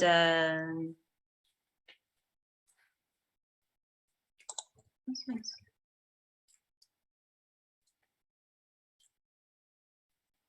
Oh.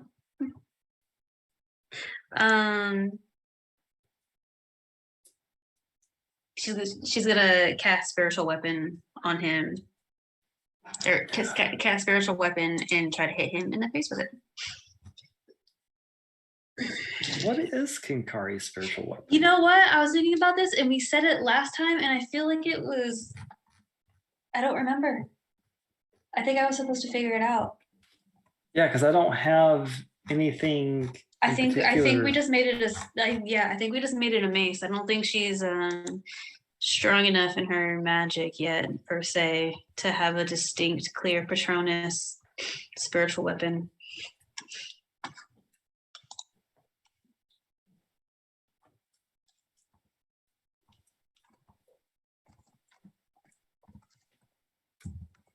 So just the normal. Yeah, I'm trying to find Mace, if I have guess. anything. If I have a weapon that I can just throw down.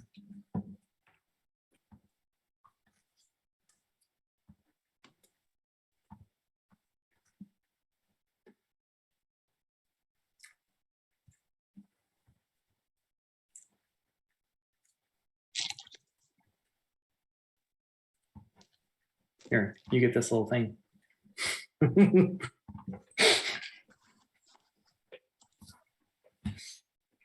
is that? It's a little chibi mini. Okay, yeah. It'll work. Cool. All right, cool. All right. Yep, that'll work. Go, Chibi, go. So it's a 17 plus 5 to hit for my magic weapon. That will hit. What is 7? What is that? Why can't I do that? 22. And it was going to take 1d8 plus 3.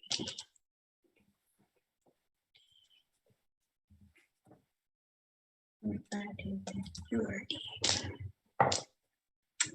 5 points of force damage. What do you want to do to it? I'm hitting it in his stupid head. So as you come over and just start to whack your spiritual weapons, and starts whacking it in the head. I'm still screaming at him in his head.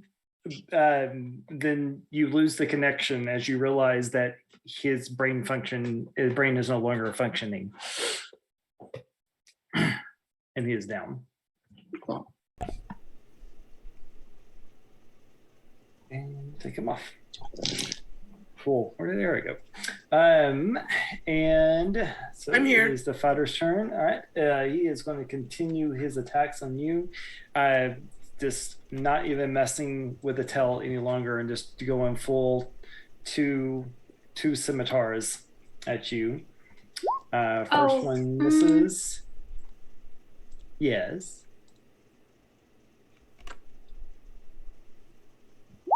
Second one misses as well. Nice. So I cast my spiritual weapon as my action. Mm-hmm. Can I use my bonus action to move it? Technically, spiritual As a weapon bonus is action on your action. turn, as a bonus action on your turn, you can move the weapon up to 20 feet and repeat the attack against a creature within 5 feet. Is that thing within 5 feet? That's the second goblin? No, that one's not attacking. Okay. Mhm. Okay. Then, okay. As long as that one's not attacking. Okay, never Yeah. mind. Mhm. All right. You can still move it though, so that it's 5 Yeah. feet if you want I'm to. moving it 20. Oh, 5 feet of, okay. 5 feet of the weapon. Okay, then I will bonus action. You can move it up to 20 feet and repeat the attack against a creature within 5 feet of it, right? Yeah, I was thinking 5 feet of the creature that I attacked first, not 5 feet of after I moved it, but that makes way more sense. I Yeah. was just being stupid. So let's see. You're not I can- stupid. You're brilliant. Well. Oh, but this one's attacking, so I'll move it up to this guy. Sorry, if you'll allow me to, Lance. I know I didn't say it on my turn. So I would say your turn is you can move it and you can move it into position for to use as your bonus action to use it as an attack next turn. Your action this turn is casting the spell, correct? Yeah. So when I cast can- the spell, I can make a melee. When I Yes. cast it, and then Yes. bonus action, I can move it and repeat the attack Next turn. on the bonus action on my turn. Oh, you know what? Spiritual weapon is a bonus action to cast. Right. Uh-huh. So But I use my cast. I would I say use my you full cannot make action. 2 attacks with a spiritual weapon Okay. on the same turn that you cast it. Okay, Technically, casting spiritual weapon is your bonus action. pretty sure it's already You'll been said have your twice. action. Thanks. Yeah. Yeah. So yeah, you're good. You can move it 20 feet, and like if you needed to move it 20 feet, and then say Gotcha. your next Okay, turn. yeah, that's fair. 30 feet. move Yeah, it 20 super fair. feet. Yeah. It's 20 feet. But you're Okay, in close yeah. enough combat, so. Okay, cool. Fizzle. Yep. Fizzle. So far, that's all he's done. Okay, so he is going to move to here. And is that goblin in front of him, is that attacking? Directly from this one right here. No, that one he's just scenery. So, so the only thing that is attacking Pete is the 2 tokens, the 2 Yanti, and the 3 goblins. The blue guards. Yeah, the blue guards. Okay, I'm going to first. Let me get rid of the pink. I'm going to attack this one Okay. with. I'm going to say, watch out for the claw! And send a chill touch straight to her face. Its face.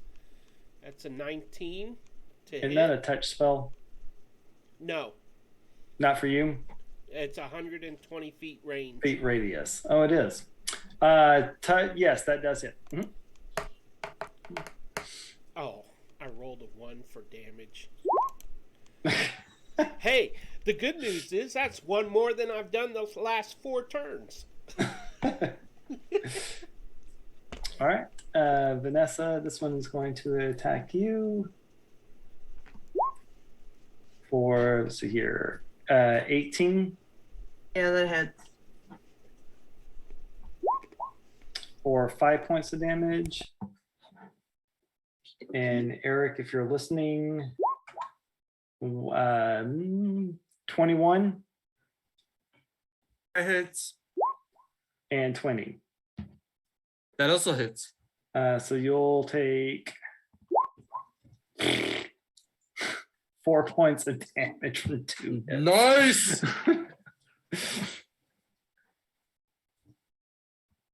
Okay, Arabella, you're up. Yeah. So I'm gonna ignore the goblin for a minute. Switch back to my bow and shoot at you on cheek because I still have my Slayer's Prey on it. It's going. He'll get an attack of opportunity against you. Not if I have not moved. I know, but you're using a ranged weapon with someone that is in melee combat with you. Yeah, I'll take the attack. And you will make the attack at disadvantage. All right. That's still a 17 to hit. Yeah, that will hit. And a 16 to hit you. Yep. So you will take 6 points of piercing damage. You look a little rough. And you take 12 points of damage. All right.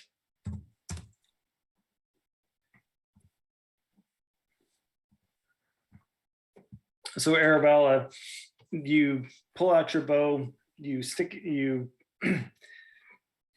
take a slash as you're trying to aim it.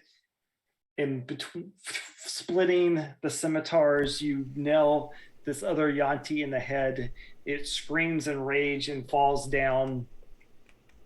And you hear Dreg yell, "We win! We win! They are defeated!"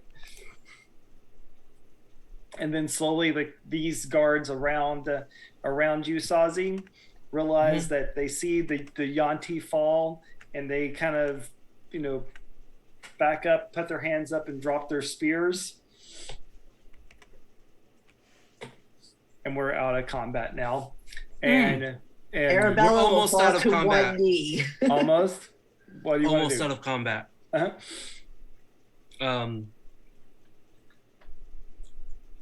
That was supposed to be my kill. And I'm gonna move Hunter's Mark onto Arabella. Okay. It's my turn, right? Yep. Fantastic. I'm gonna attack. Jesus. That is a 9 to hit. Nope. Excuse me, Sozzy. She was Got it. trying to help us. As a bonus action, I'm gonna attack again. And that's gonna be a 10 to hit. What were these rolls against me? No, they're against me. Like, literally, as you swing, I just fall to my knee. Like, I'll do down to one knee because I'm in a lot of pain. I'm gonna say, the only satisfaction that I wanted was to end the life of one of those pitiful snake men, and you took that from me. You're welcome for saving your ass. It's at 0 hit points. What's that? It's at 0 hit points. Oh, it's not dead yet? Well, it's It's in death. unconscious. I'll give you that. Got it. I As can't far as shatter. Can I see, like, oh, I glance over. Can I see if the UNT's like shallowly breathing? Well, I mean, it's insanity right now, so it'd be kind of hard to do that. Yeah. For all I know, I just knocked it down. It might still be alive. Why don't Well, you heal it go- back up so that I can kill it right. You could. I'm on the Have ground. you used all you your twerp. land hands? I tried.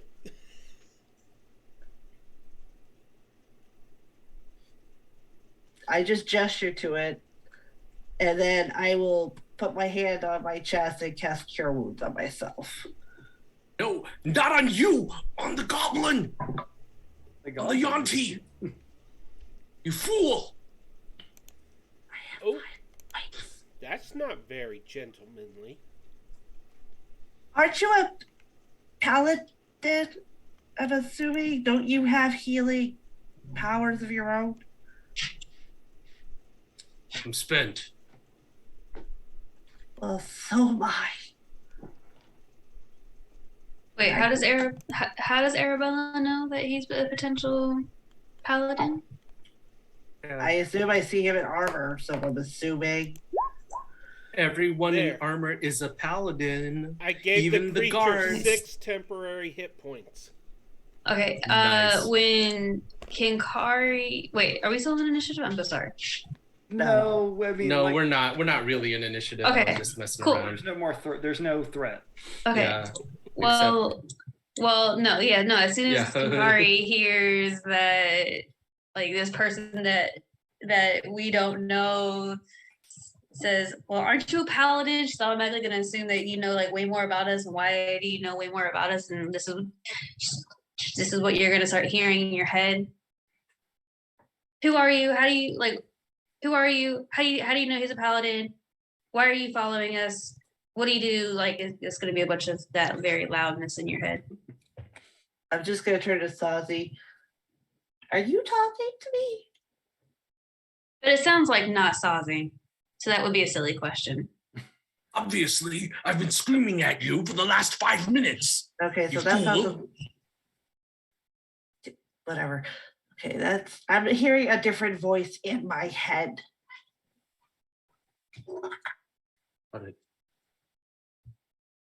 I'm not gonna answer because I don't know who's talking to me.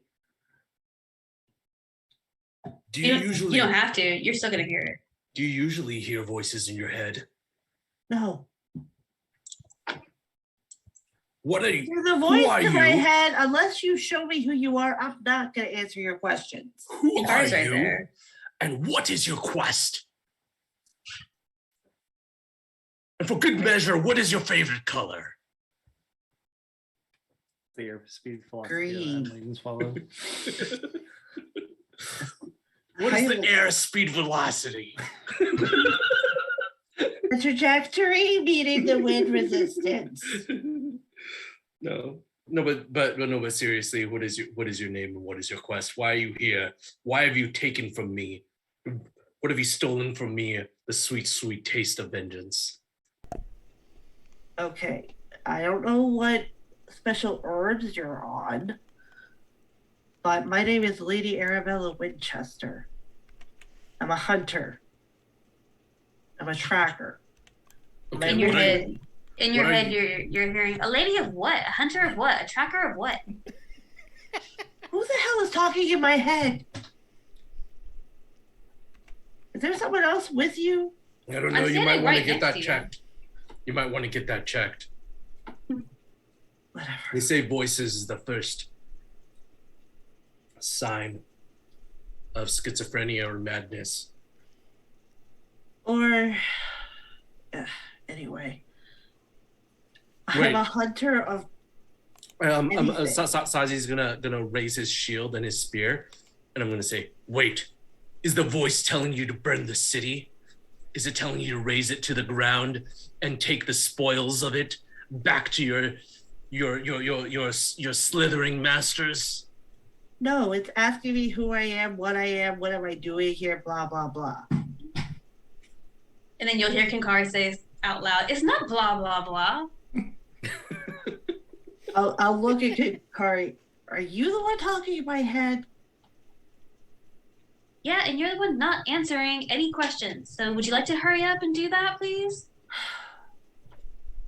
I said my name is Lady Arabella Winchester. I'm a hunter of many things, monsters.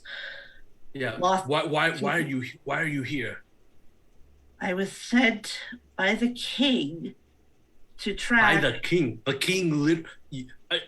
king literally came to your manor and said, "Lady Arabella Winchester, I need you to go off into the woods outside of whatever the town is to kill some Yonti and deprive a paladin of Helm his vengeance." No.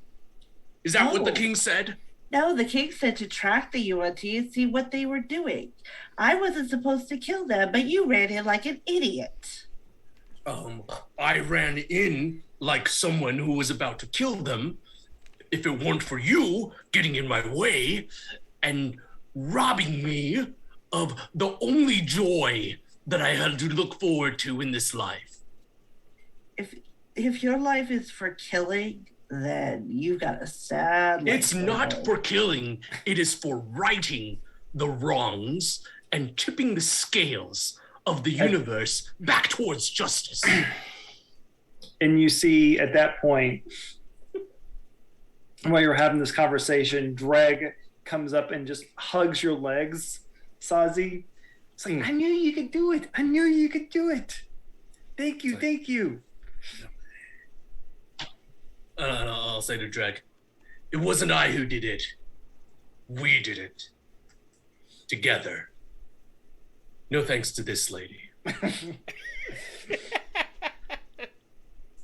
I just shake my head and just report what just happened. You I did think I'm- more damage to me than any of these goblins or Yanti.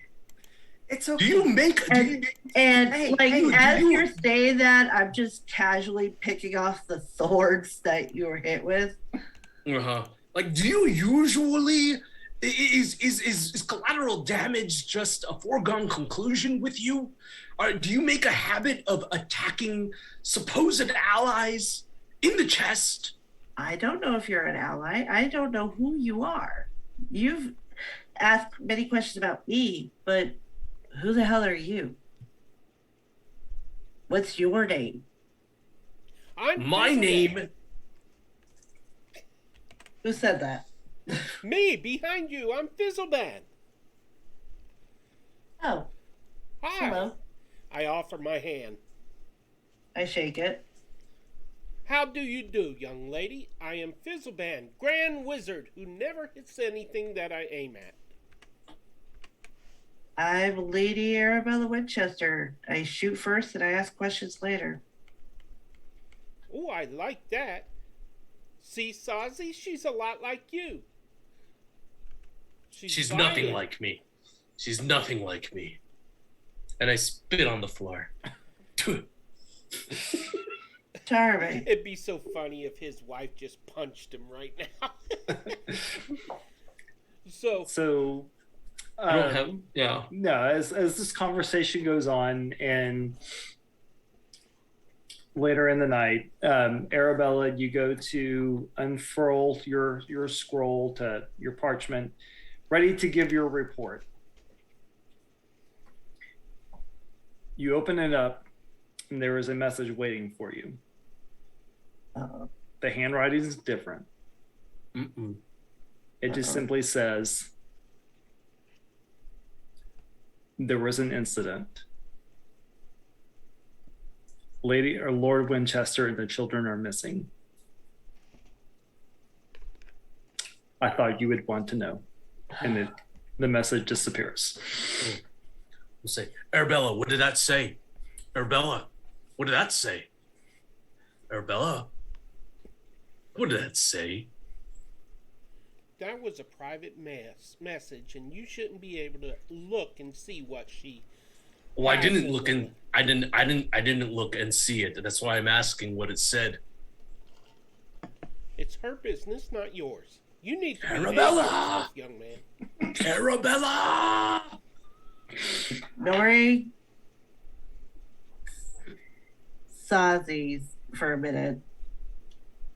I write when, how, who, just the generic, like what happened, where, all that. And then I write, please notify the commander of this is what was discovered. 3 people attacked you on TI with tracking. I just relay, and then I close the scroll. So with that, we will take a break. Cool. Eric, Jen, you may take an extended break. When we come back, we will have a flash. Ooh. And Arabella, you now find yourself in the middle of a forest, deep at night. And when we come back, we will find out what your bow does. And then we will fast forward all the way to the future, or to the present in this timeline, and pick up where we left off and introduce a new friend. So, Pete, if you want to send us to break, Vanessa, please come back in about 10 minutes.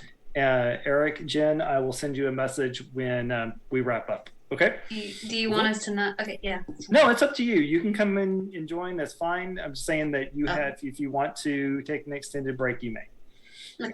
Cool. I will be here, but right. I will not speak. Mhm. As we leave for break, I'm gonna say, better be careful with yourself around that one, Kenkari. She's on first name basis with the king.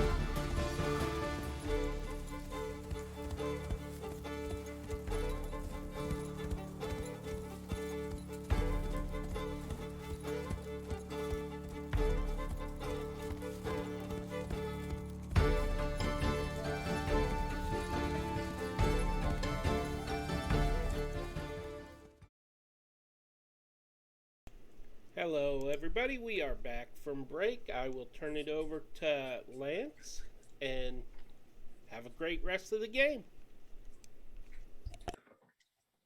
So, Arabella, if you remember correctly,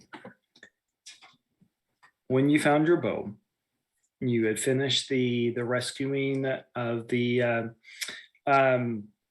forest against a water hag.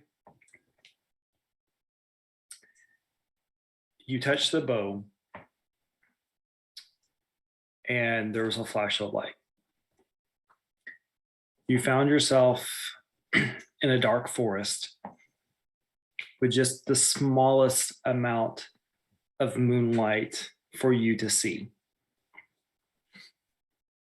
The forest feels unrecognizable.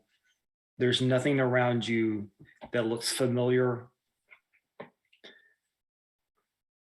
There's almost a heightened sense of danger about the place. In front of you, you can, just on the edge of your vision, you see a medium-sized bear and a small cub in a growl. You see her head kind of just looking around, like she can't make out what's going on. And this is all that you see. This is bear growling, as a cub huddles near her. Is she growling at me or is she growling in a certain direction? You can't really tell. She hasn't seen you, but you can see her head kind of just looking back and forth, like she cannot pinpoint where, or she's growling. She senses something. She cannot seem to pinpoint exactly, or you can't seem to pinpoint what she's growling at or the direction that she's growling toward. Do I hear anything other than the growling? Make a perception check. Oh yeah, I was supposed to be at level 5 when this happens. Mm-hmm. Because I think when stuff goes up.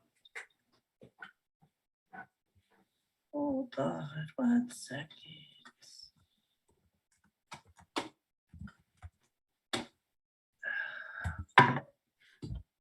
I still got like a natural 19, so it would be like, still be +2, so 21.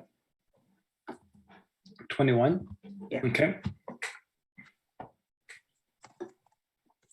There's one part of the forest also on the edge of your vision that she seems to be most intent at.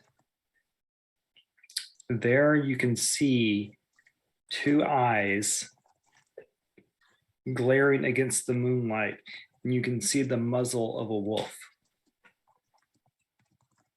Okay. Is it just one wolf? From what you can see, it's just one wolf. Okay.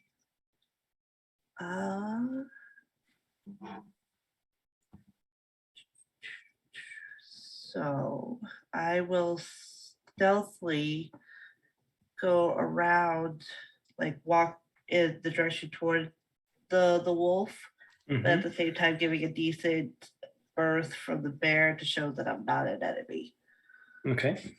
Make another perception check. That's only a 12.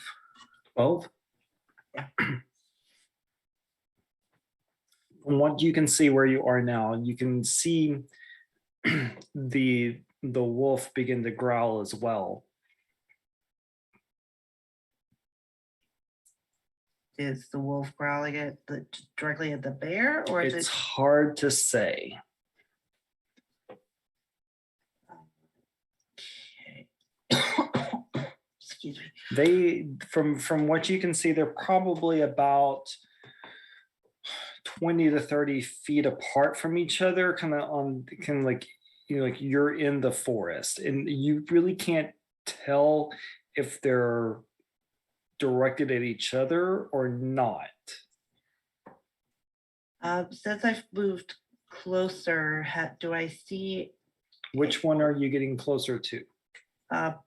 Probably I was saying I was getting closer to the wolf because I don't want to spook the mama and the baby bear. Okay, make another perception check.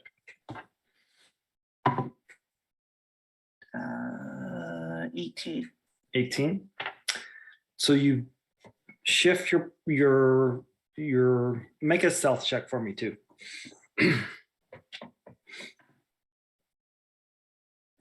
15. 15. Okay.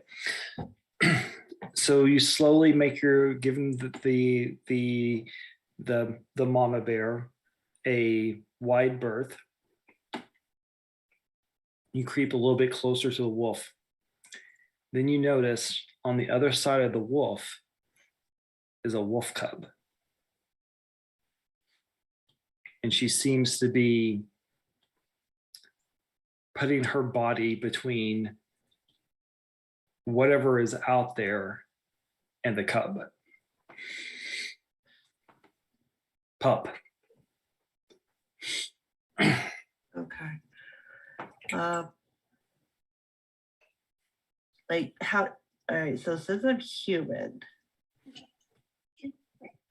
my range of vision is going to be very limited. And you said there's like moonlight, but it's fairly dim. Yes, it's fairly dim. I mean, like this is all kind of, you've gotten a little bit closer to the wolf now. You can see, moonlight coming through. And so you can get a little bit better vantage point on the wolf. But the bear is kind of it's starting to blend into the shadow. Is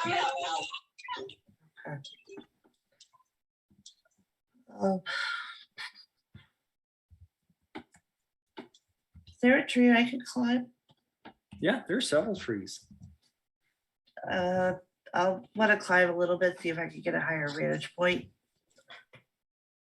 Okay, make a acrobatics check for me. Natural 20. Okay, so you scurry up this tree, very quickly get to the top, get a little bit of a vantage point, just so you can get a view of what's going on. You see the wolf, you see the bear, you see the cub and the wolf pup, and you notice that they sense each other, but their growls don't seem to be directed toward each other. Do I see anything else, like any other creatures? No.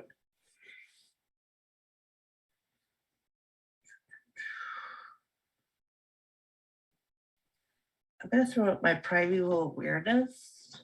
Okay. What does it do?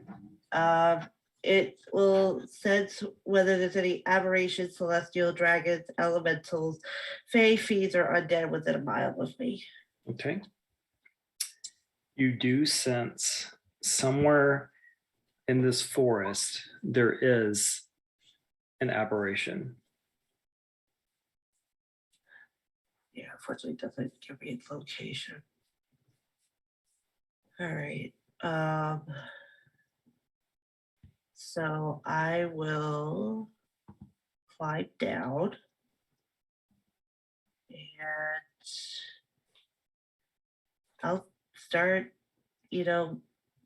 giving both animals a wide berth and just do like a perimeter walk.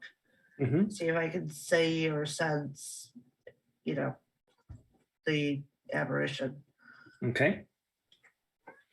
As you're walking along, you see the two animals. They kind of pick up their heads and notice your presence.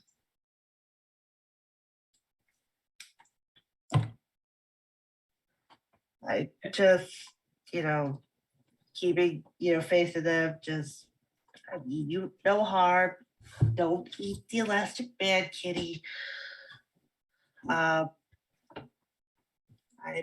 I come in peace, even though I know they probably don't understand me. And And then, like a whisper along the wind, you hear, "You do not belong here. I don't what? You do not belong here." And I bet you don't belong here either. So why don't you come face me? Only the dead know me.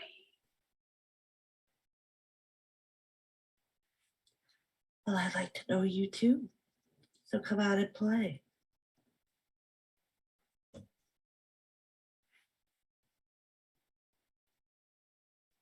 So be it. What? I'm And you congested, feel- Lance. Bear that in mind. And so you feel almost the wind kind of picks up just a little bit more. And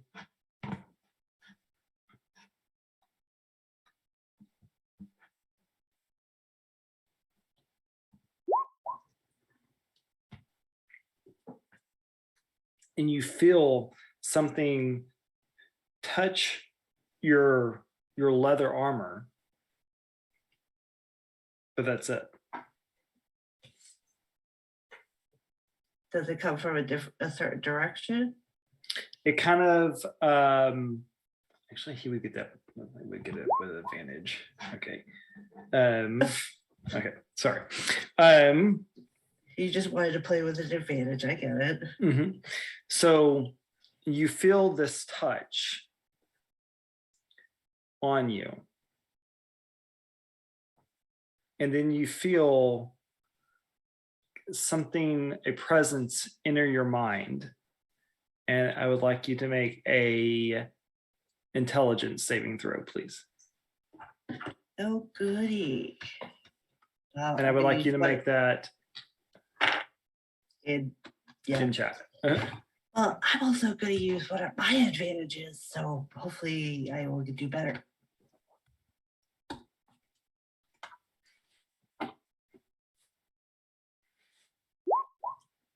$15.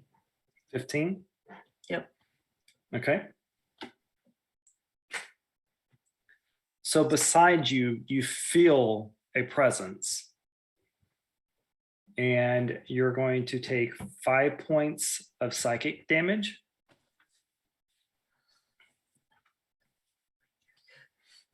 And for a moment, you forget where you are. But then you realize I'm in a forest. The bear, a wolf, and something else. I look around and see if I can see something else. There's nothing there.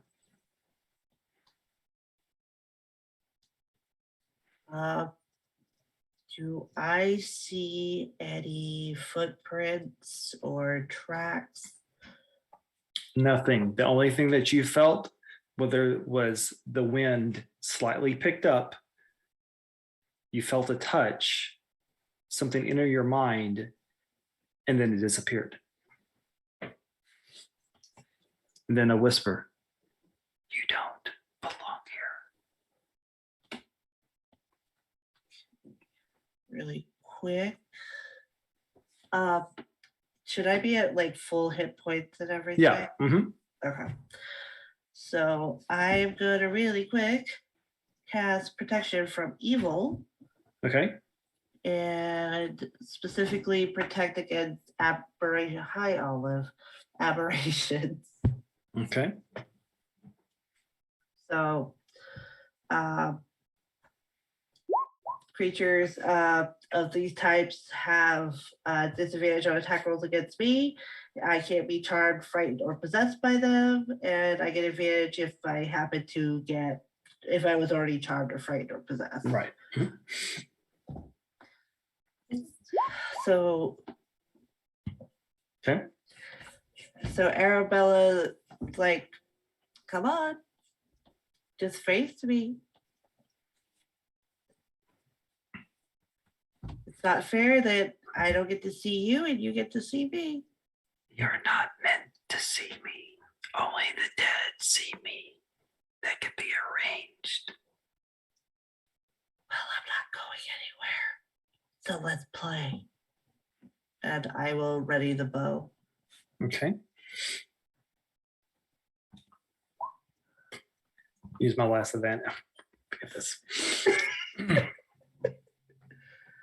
So you do see a present. There's a shimmer for a second in front of you as the wind picks up, and you can feel like these almost like claws,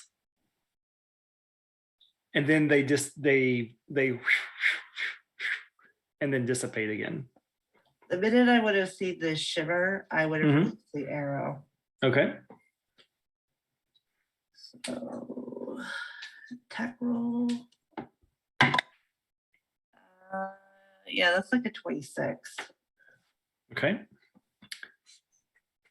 You release the knock from your arrow, or your arrow from the knock, and it flies. And for the moment, it looks like it hits something, and then it just drops to the ground. Your bow is not magical at this point.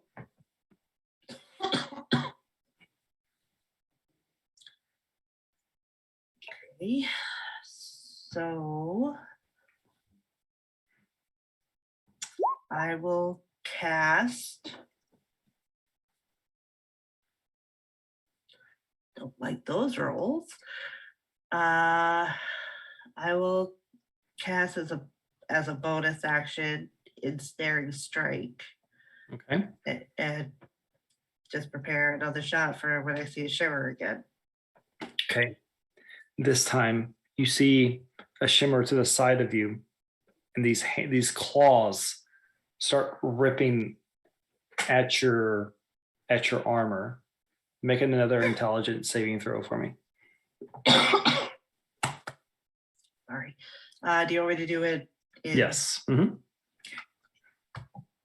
I'll use my other advantage.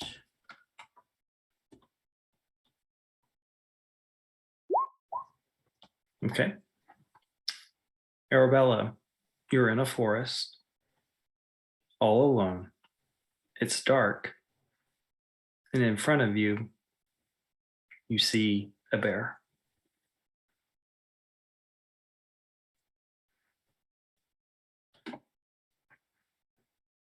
Is it the same bear that I've been seeing, or is it a completely different bear? It's the same bear. In fact,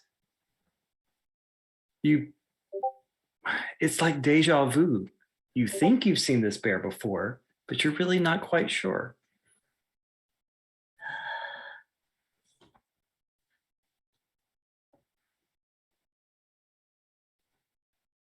You have no memory of being here, but this bear looks very familiar, or feels very familiar.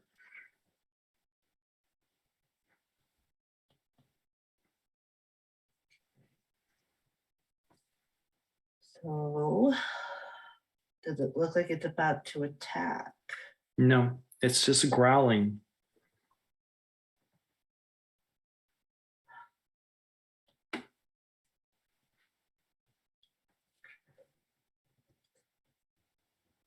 So, play mind tricks on me, huh?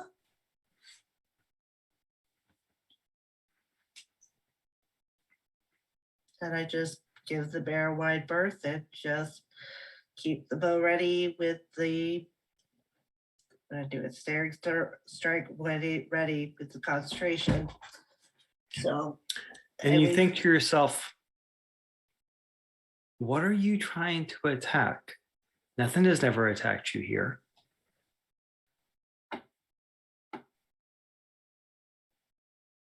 What are you readying yourself for?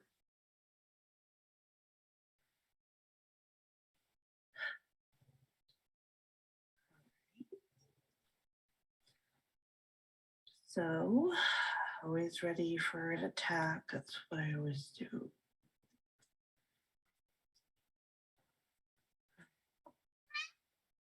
So for now, I'll drop concentration. I'll lose spell slot, but that's all right. Put my bow as I usually do, and I just start walking around the woods. And as you walk around the woods, you see the bear. You see the bear cub. You see the wolf and her pup. And they are growling. They look at you. And again, you hear a voice. You do not belong here. Why don't you tell me how to get the hell out of here? And then you hear another voice, a slightly different one that you've heard before. Arabella, concentrate on the bow. That's the prize, remember?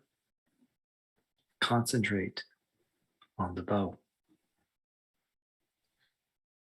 So I will find, a tree that someone looks decent with a little hill, and I'll sit down, take the bow that I took from the tree, and I just stare at it and concentrate on it.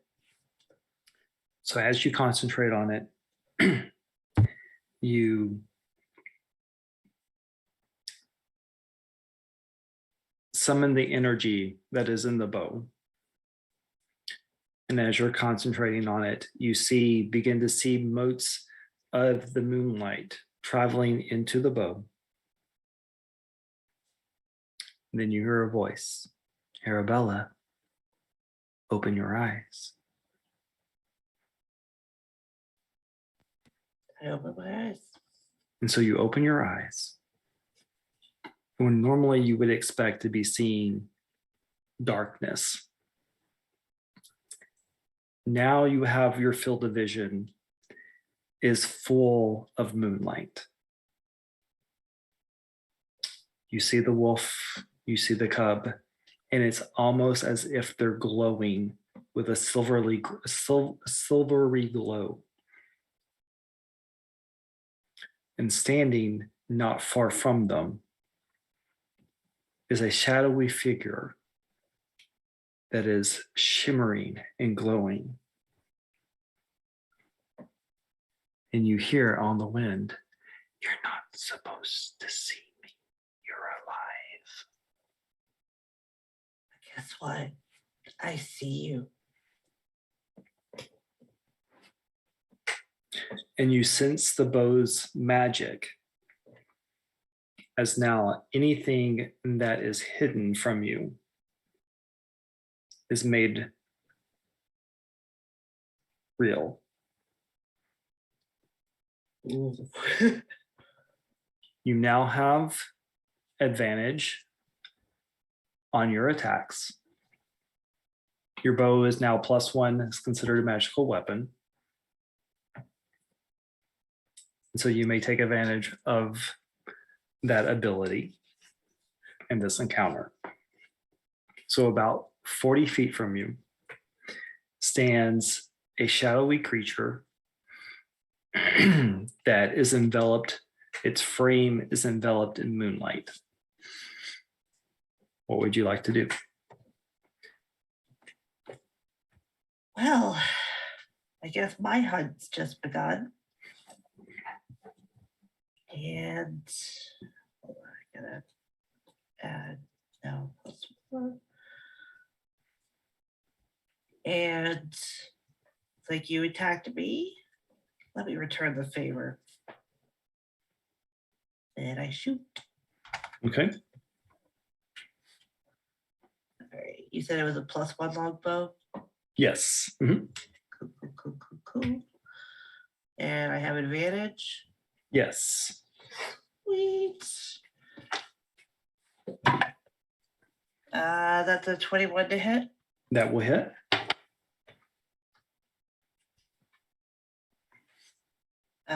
For 4 damage. Second attack.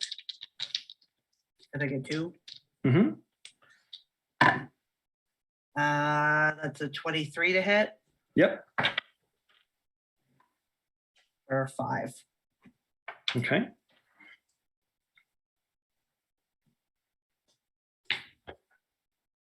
Should I be rolling initiative?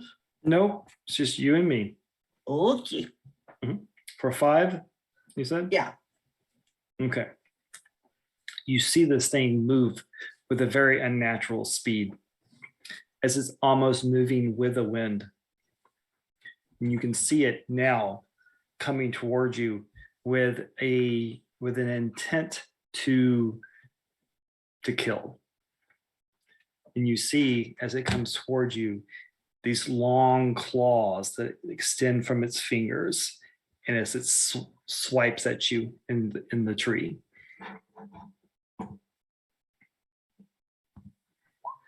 So first one is an 11. Misses. And the second one is a 14. Just hits. Okay. And you're going to take 8 points of slashing damage All right. and 9 points of necrotic damage. And I need you to make another intelligence saving throw. And I don't have any more advantages.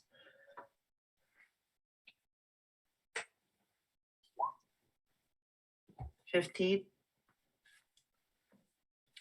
Arabella, you're in a forest, and in front of you is a bear. God damn it. You look down and you see your bow in your hand glowing, but that's all that you remember. I'll take that back. You do remember enhancing the bow. You still remember what it can do. You remember the bear this time. You remember the wolf, but you don't remember why you're here. But I still feel the wounds that I have. You still feel the wounds. So real quick, I'm gonna cast Cure Wounds on myself at second Okay. level.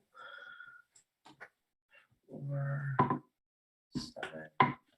Ah, very nice. 17 points healing. Okay.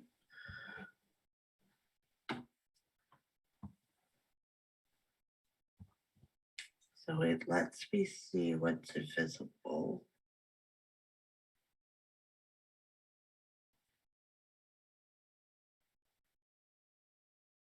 Okay.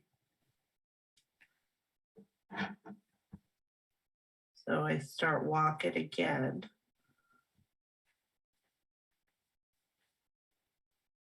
And then I'll sit again and just look at the bow again, just to see if it makes a difference. The bow is glowing.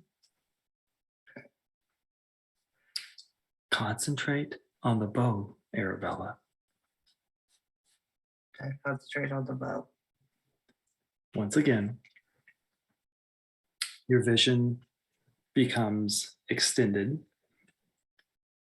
And once again, you see a shadowy figure in front of you that is now shimmering. It's just a matter of time. Remember, only the dead see me.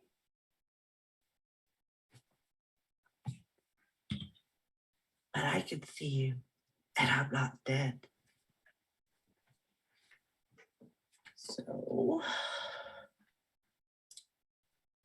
what I'm gonna do is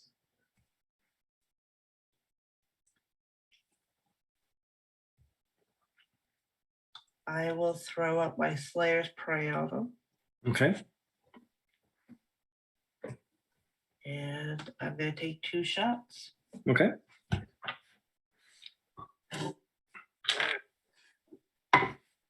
First shot's a natural 20. Okay.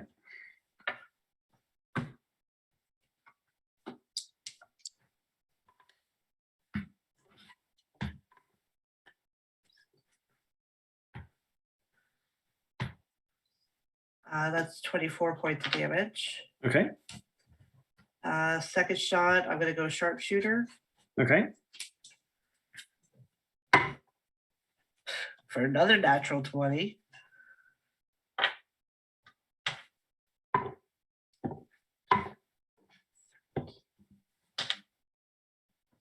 For 26 points of damage. Okay. And that's my turn.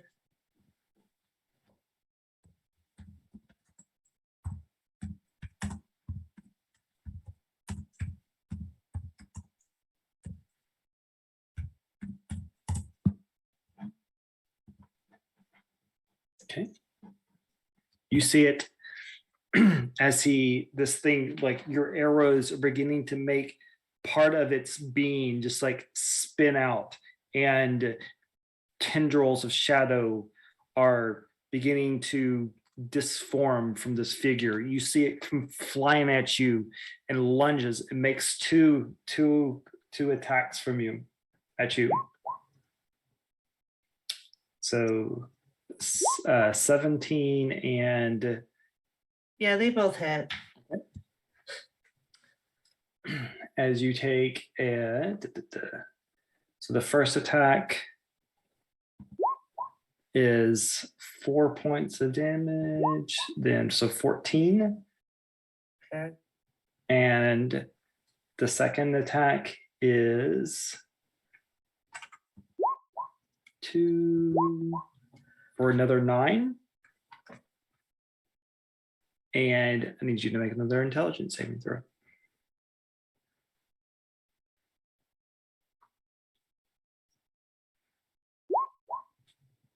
Okay. You see a ripple. And you are, for a moment, very confused, fearing that the same thing is going to happen again. But then there's another flash, and you are standing back outside the tree, holding your bow. You look down. There's a spot on your arm. You're not quite sure how it got there. And you don't remember what you just did. You just know there is a bow in your hand. And there's something very special about it. So back at the tree that I disappeared from. Correct. I would probably look for Kenkari at that point. Call out to her, Kenkari.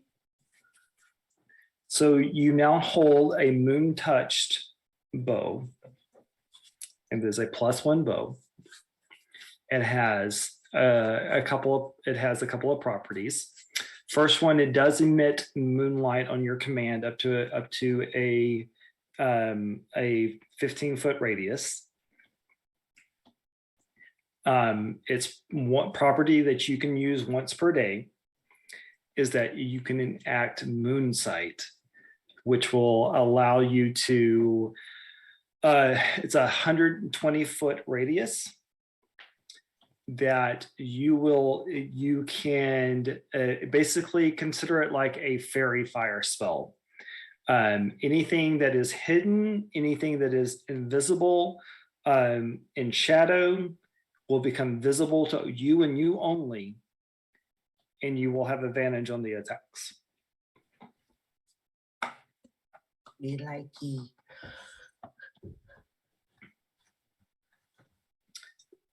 So that brings us to where we all started. It only took us, what, 2 years? Not quite that long.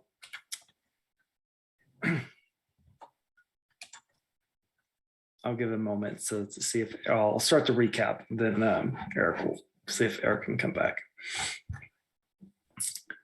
So there he is. Not long ago, the adventurers Arabella, Kenkari, and Sozzy were asked to retrieve an item for a wealthy individual who had it stolen, this orb. It was a crystal ball. He said it would make him look bad amongst his other merchants for him to own this crystal ball, because they would be fearful that he would use it to gain advantage on his fellow merchants. So he wanted it back in his possession. Well, the city of Suzelle has a magical library. It is a temple dedicated to the goddess of magic, Mystra.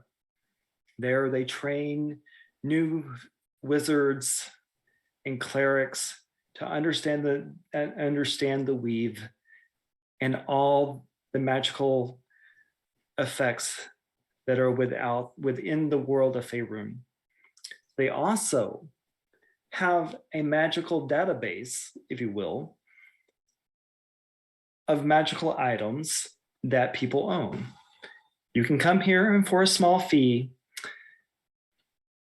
you can register your magical item and effectively put a tracker on it, identifying it as yours. Well, the merchant went to the temple, had a real crystal ball registered, but a friend, shall we say, of Kenkari's hatched a plan to seek her revenge and get back at the one person she could not stand. So she laid a trap. She made a copy of an ordinary glass ball that looked exactly like the crystal ball owned by the merchant, and had it conveniently stolen by another merchant family in Suzelle. And then called on Kenkari, who at this point had met Arabella and Sozzy, had formed an adventuring party in the kingdom of Cormyr. Kenkari to learn more about the world, to seek out new magical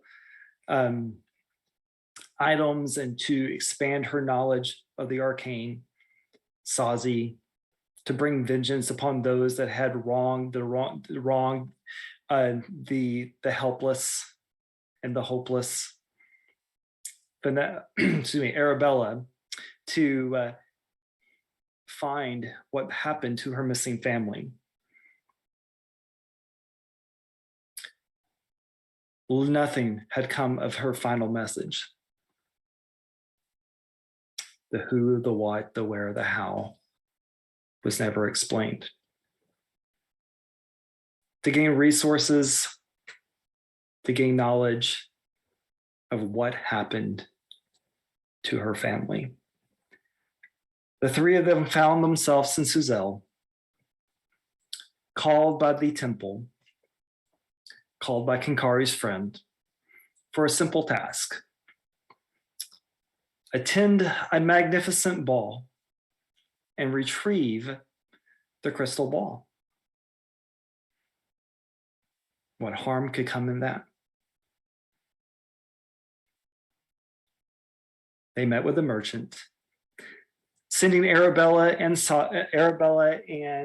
Kenkari on a shopping spree, dressed to the nines.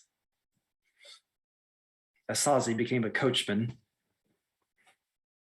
and spent a wonderful evening with Kenkari's friend. Soon, they arrived at the ball and soon began to understand that there was a dark secret for this merchant. Then, why do I keep calling you? Because you have Vanessa in your thing that's throwing me off.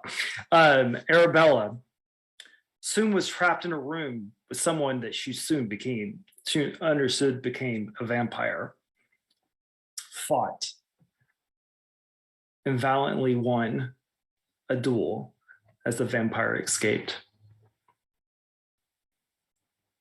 Kenkari, finding the crystal ball, and then realizing that it was fake, met a very peculiar individual.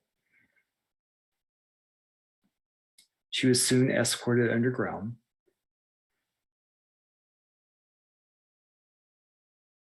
By another vampire and told that this was just merely a game. Sozzy, understanding that something was wrong with Kenkari's friend, she attempted to wine and dine him, soon became to understand that there was more than what met the eye, saw individuals disappear into the forest nearby the manor, went to investigate, and was soon stopped, or at least tried.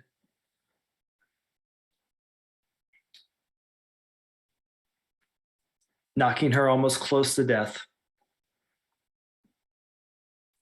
he got away from her and descended into a well that he saw bodies being thrown down to rendezvous with Arabella and a new friend. Together, the three of them confronted the vampires with only the whisper that they shall return. The head of the merchant family put a stop to the bloodshed before his children could be completely destroyed, and made a promise to now the four adventurers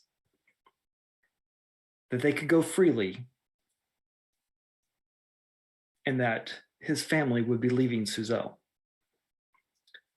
The items of the fake crystal ball were turned into the temple, and the conspirators were arrested. The problem is that the effects were far more reaching. It soon became apparent to Kenkari and their new friend Donatello that people's minds had been compromised. Donatello's mission was to find out what happened to his brother a year ago, only to fall in league with Arabella and Sozzy and Kenkari. And they brought Kenkari forward to save his brother. There, Kenkari, using her mind powers, and Donatello, his newfound psychic knowledge, they delved into his brother's minds and confronted the vampire there. With the aid of Arabella and Sozzy interceding on their behalf, they were able to eradicate the shadow that lived inside Donatello's brother's mind. From that, they were acclaimed heroes.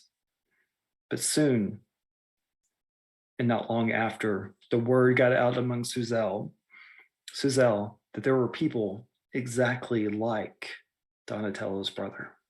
So day in, day out, Kenkari and Donatello fought the vampire over and over again in a different person's mind, over and over.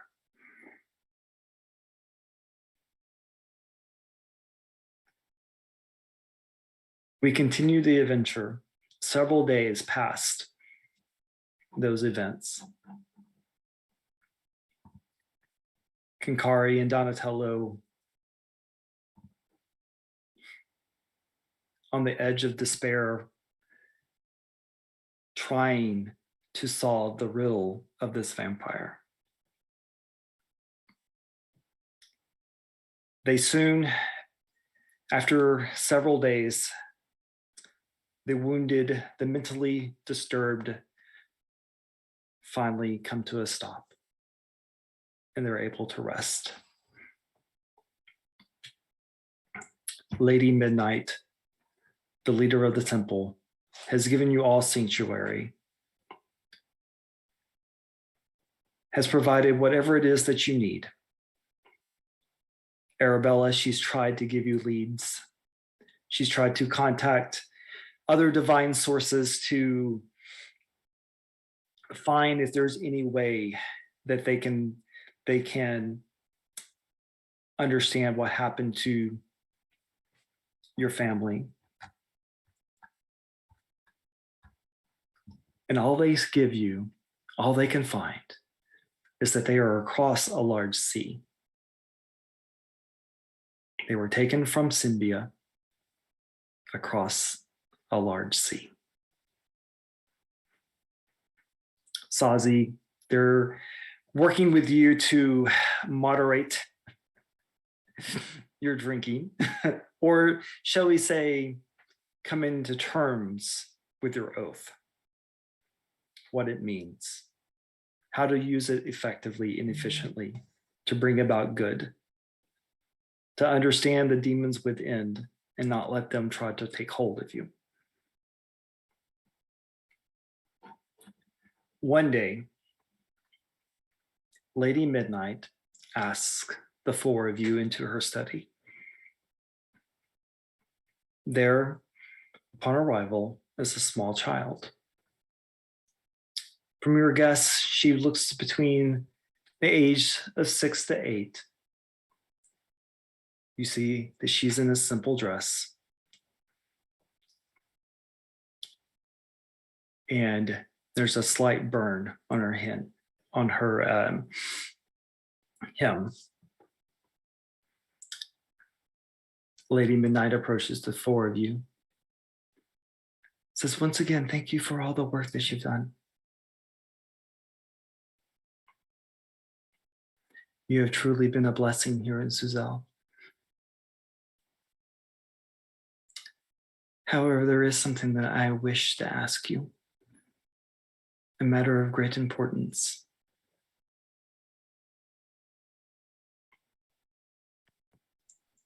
A child arrived at the temple while you were here,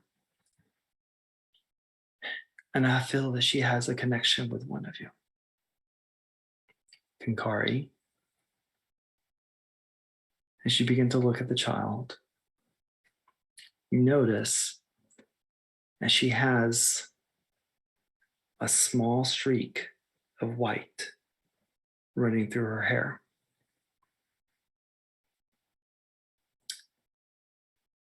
And with that, a memory takes hold. You remember being a young girl, not unlike the one in front of you, running around the streets of Evening Star with your mom, your friends, your dad. There was always tales of your birth, how it was a very peculiar night. But it seems like that was so long ago. And one day, this little strand of white appeared in your blue and black hair. You remember running through the streets, and suddenly you could sense what people were saying. You overheard some things that were, well, you really didn't want to know what your dad thought about your mom thought about your dad, but now you do.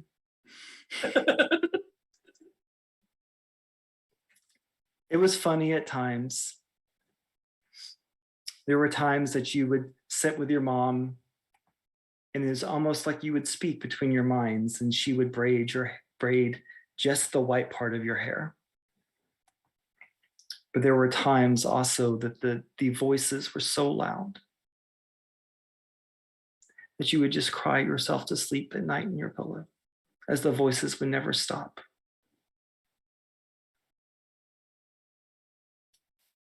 One day, you were traveling through the market just like you do every single day, giggling at the surface thoughts on people's minds. You turn down a back alley as you normally do. Going down, exploring, having a great time. But then you heard something very peculiar. A group of men were talking about taking something from someone. You found yourself almost near an abandoned building, and you get closer and closer, and you sense that there are not 4 men in there, there are 5. You concentrate very, very hard on the 5th one, but for some reason, you cannot seem to get through. You lean closer and closer and closer, and suddenly you lose your balance and you fall through a broken window. Everyone stops and looks at you. You see a man, he turns. He's in a red robe. He's bald, has tattoos all over his head, and the most sinister eyes you've ever seen. Turns and looks at you. Ah, it's you, my child, who's trying to get in my mind. And he, Uh-oh. no, my dear, you can't. Oh no. Y'all still have me? You're coming in and out. Okay. What Sorry. a time. Oh no. Bald dude, tattoos, go from there. Go. Okay. So bald dude with tattoos. Yeah. You're trying to get in my mind. Okay, yes. He looks at you, flashes his ring, says, "You're trying to get into my mind, aren't you?" And then he turns and he says, "Get the girl." You take off running down the streets, leading them through chases, around back alleys, out into the middle of the marketplace. In the middle of the market, there stands a woman. Simple clothes, but with a beautiful blue and purple cloak. She senses your agitation and your fear. She says, "Come here, my child, come here."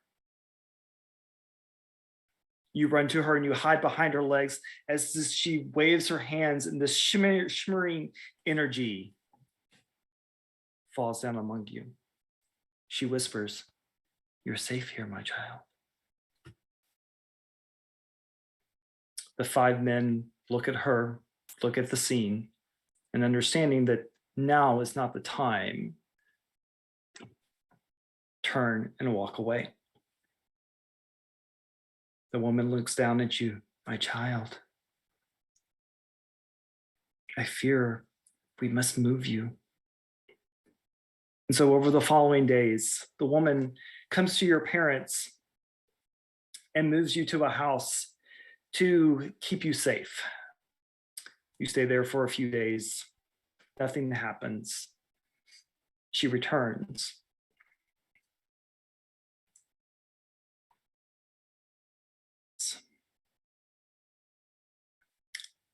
"We perhaps have another place that you need to go."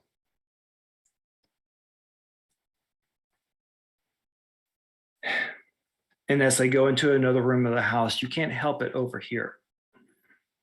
"She's special. You know that, don't you?"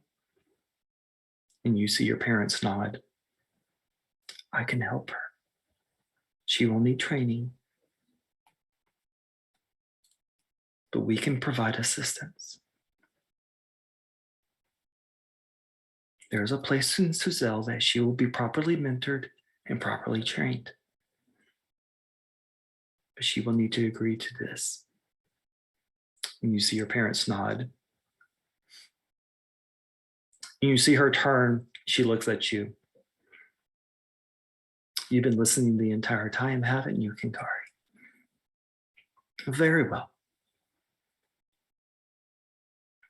And so over the next couple of days, you gather your stuff, you say your goodbyes to your parents, and take a coach ride to Suzelle to the temple, to the house of Mistra. And there you train to become a cleric of Mistra and to learn. Kenkari, please make a Constitution saving throw.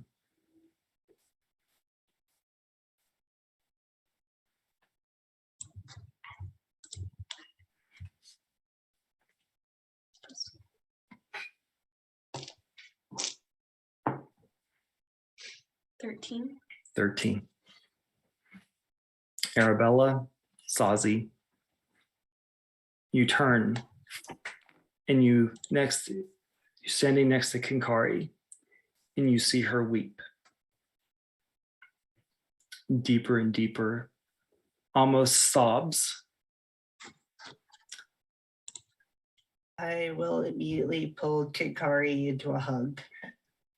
And you see this beautiful young woman who has shown strength and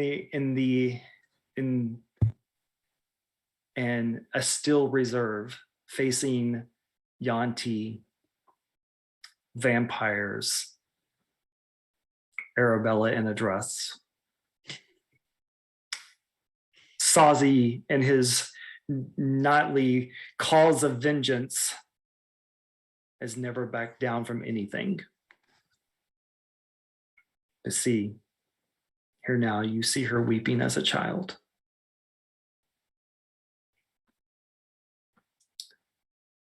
And you see the little girl, Kenkari, as you almost like fall to the ground in tears. You see this little girl come forward and hug you.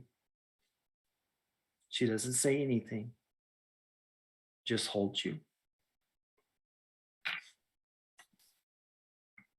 Lady Midnight turns to you, Sozzy, and says, I was afraid of this, but I feel like you're the best people for this mission. She arrived with nothing but a note saying her name is Cosette and a marking.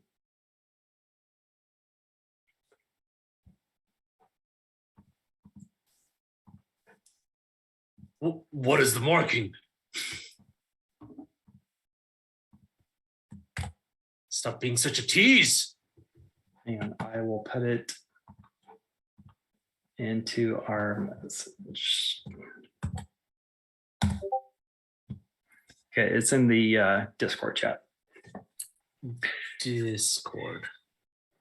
It's just it's a white circle with on a blue background, and it has this symbol. Cool. It's not ringing any bells. Do you know what it means?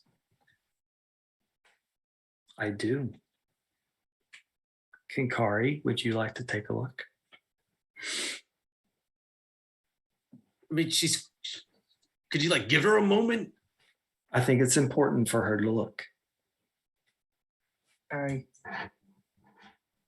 I'm with you. And I just keep it like an arm around Kenkari as I guide her to the desk or whatever.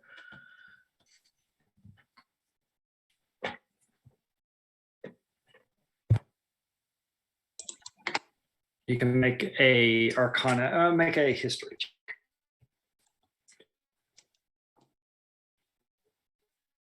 $19 plus 3 is $22. 22. What you're staring at is the sign for the symbol. The symbol is one of the 7 sisters. She is a chosen of Mistra. And she also goes by the title, the Witch Queen of Aglarond. You know that she is almost single-handedly protected her kingdom of Aglaron from the Red Wizards of Thay. She has taught the women of Rashomon, a neighboring country, the ways of magic to protect themselves. And you also know that she is very, very temperamental.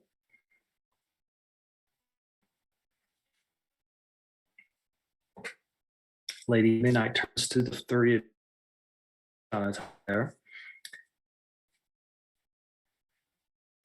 I'm asking you to escort Cosette to the court of the symbol. We have made arrangements for her passage. As you can probably see, we tried magical means of transportation. However, we have found that when Cosette gets very uncomfortable, she has the ability to create an anti-magic field. Oh.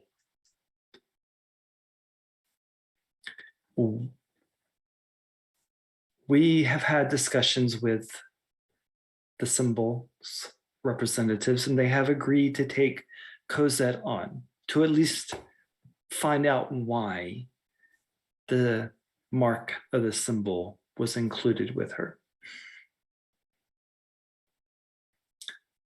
I would ask you to protect this child, Kenkari, to deliver her safely to the representatives of the symbol in the capital of Aglarond.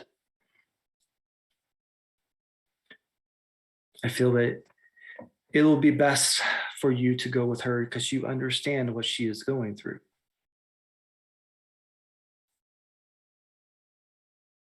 And maybe you can give her a bit.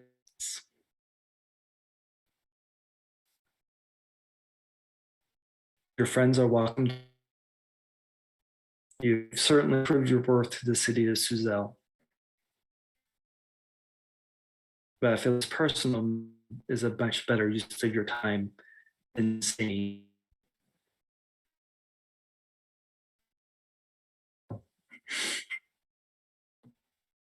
So there is a ship in the harbor waiting for you when you are ready to leave.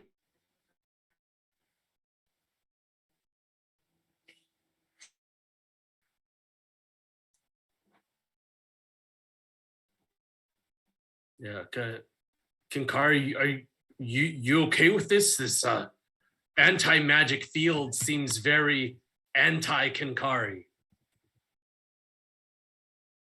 That's like 75% of what you do. It's not all of what I do. No, it's like 75% of what you do. Well, then we get her through quickly and with as little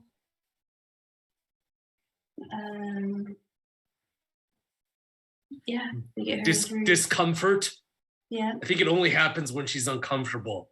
Well, Let's make sure we pack a bunch of blankets and pillows and things. You've clearly not been around children much, have you? Children love blankets and pillows. What are you talking about, Arabella? Don't be dense. Um.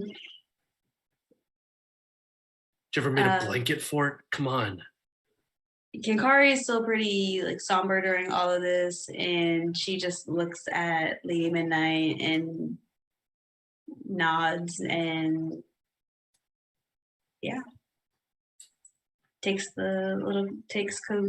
Cosette, right? Mm-hmm. Right, yeah, Cosette by her hand. And that's where we will end tonight's stream. Woo! We will pick up next time, hopefully with Greg, reprising his character of Donatello. And we will set sail from Suzel across the Dragon Mirror and into the Sea of the Fallen Stars. to Aglarond. So cast, thank you as always. It's so good to finally actually get this story out. Thank you, Jen, for collaborating with me on a little bit of Kenkari's backstory.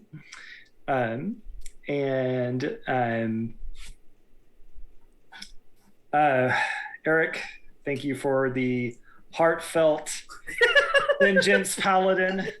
It was certainly something felt. Yes. And Vanessa, thank you for letting me bend your mind for a little bit.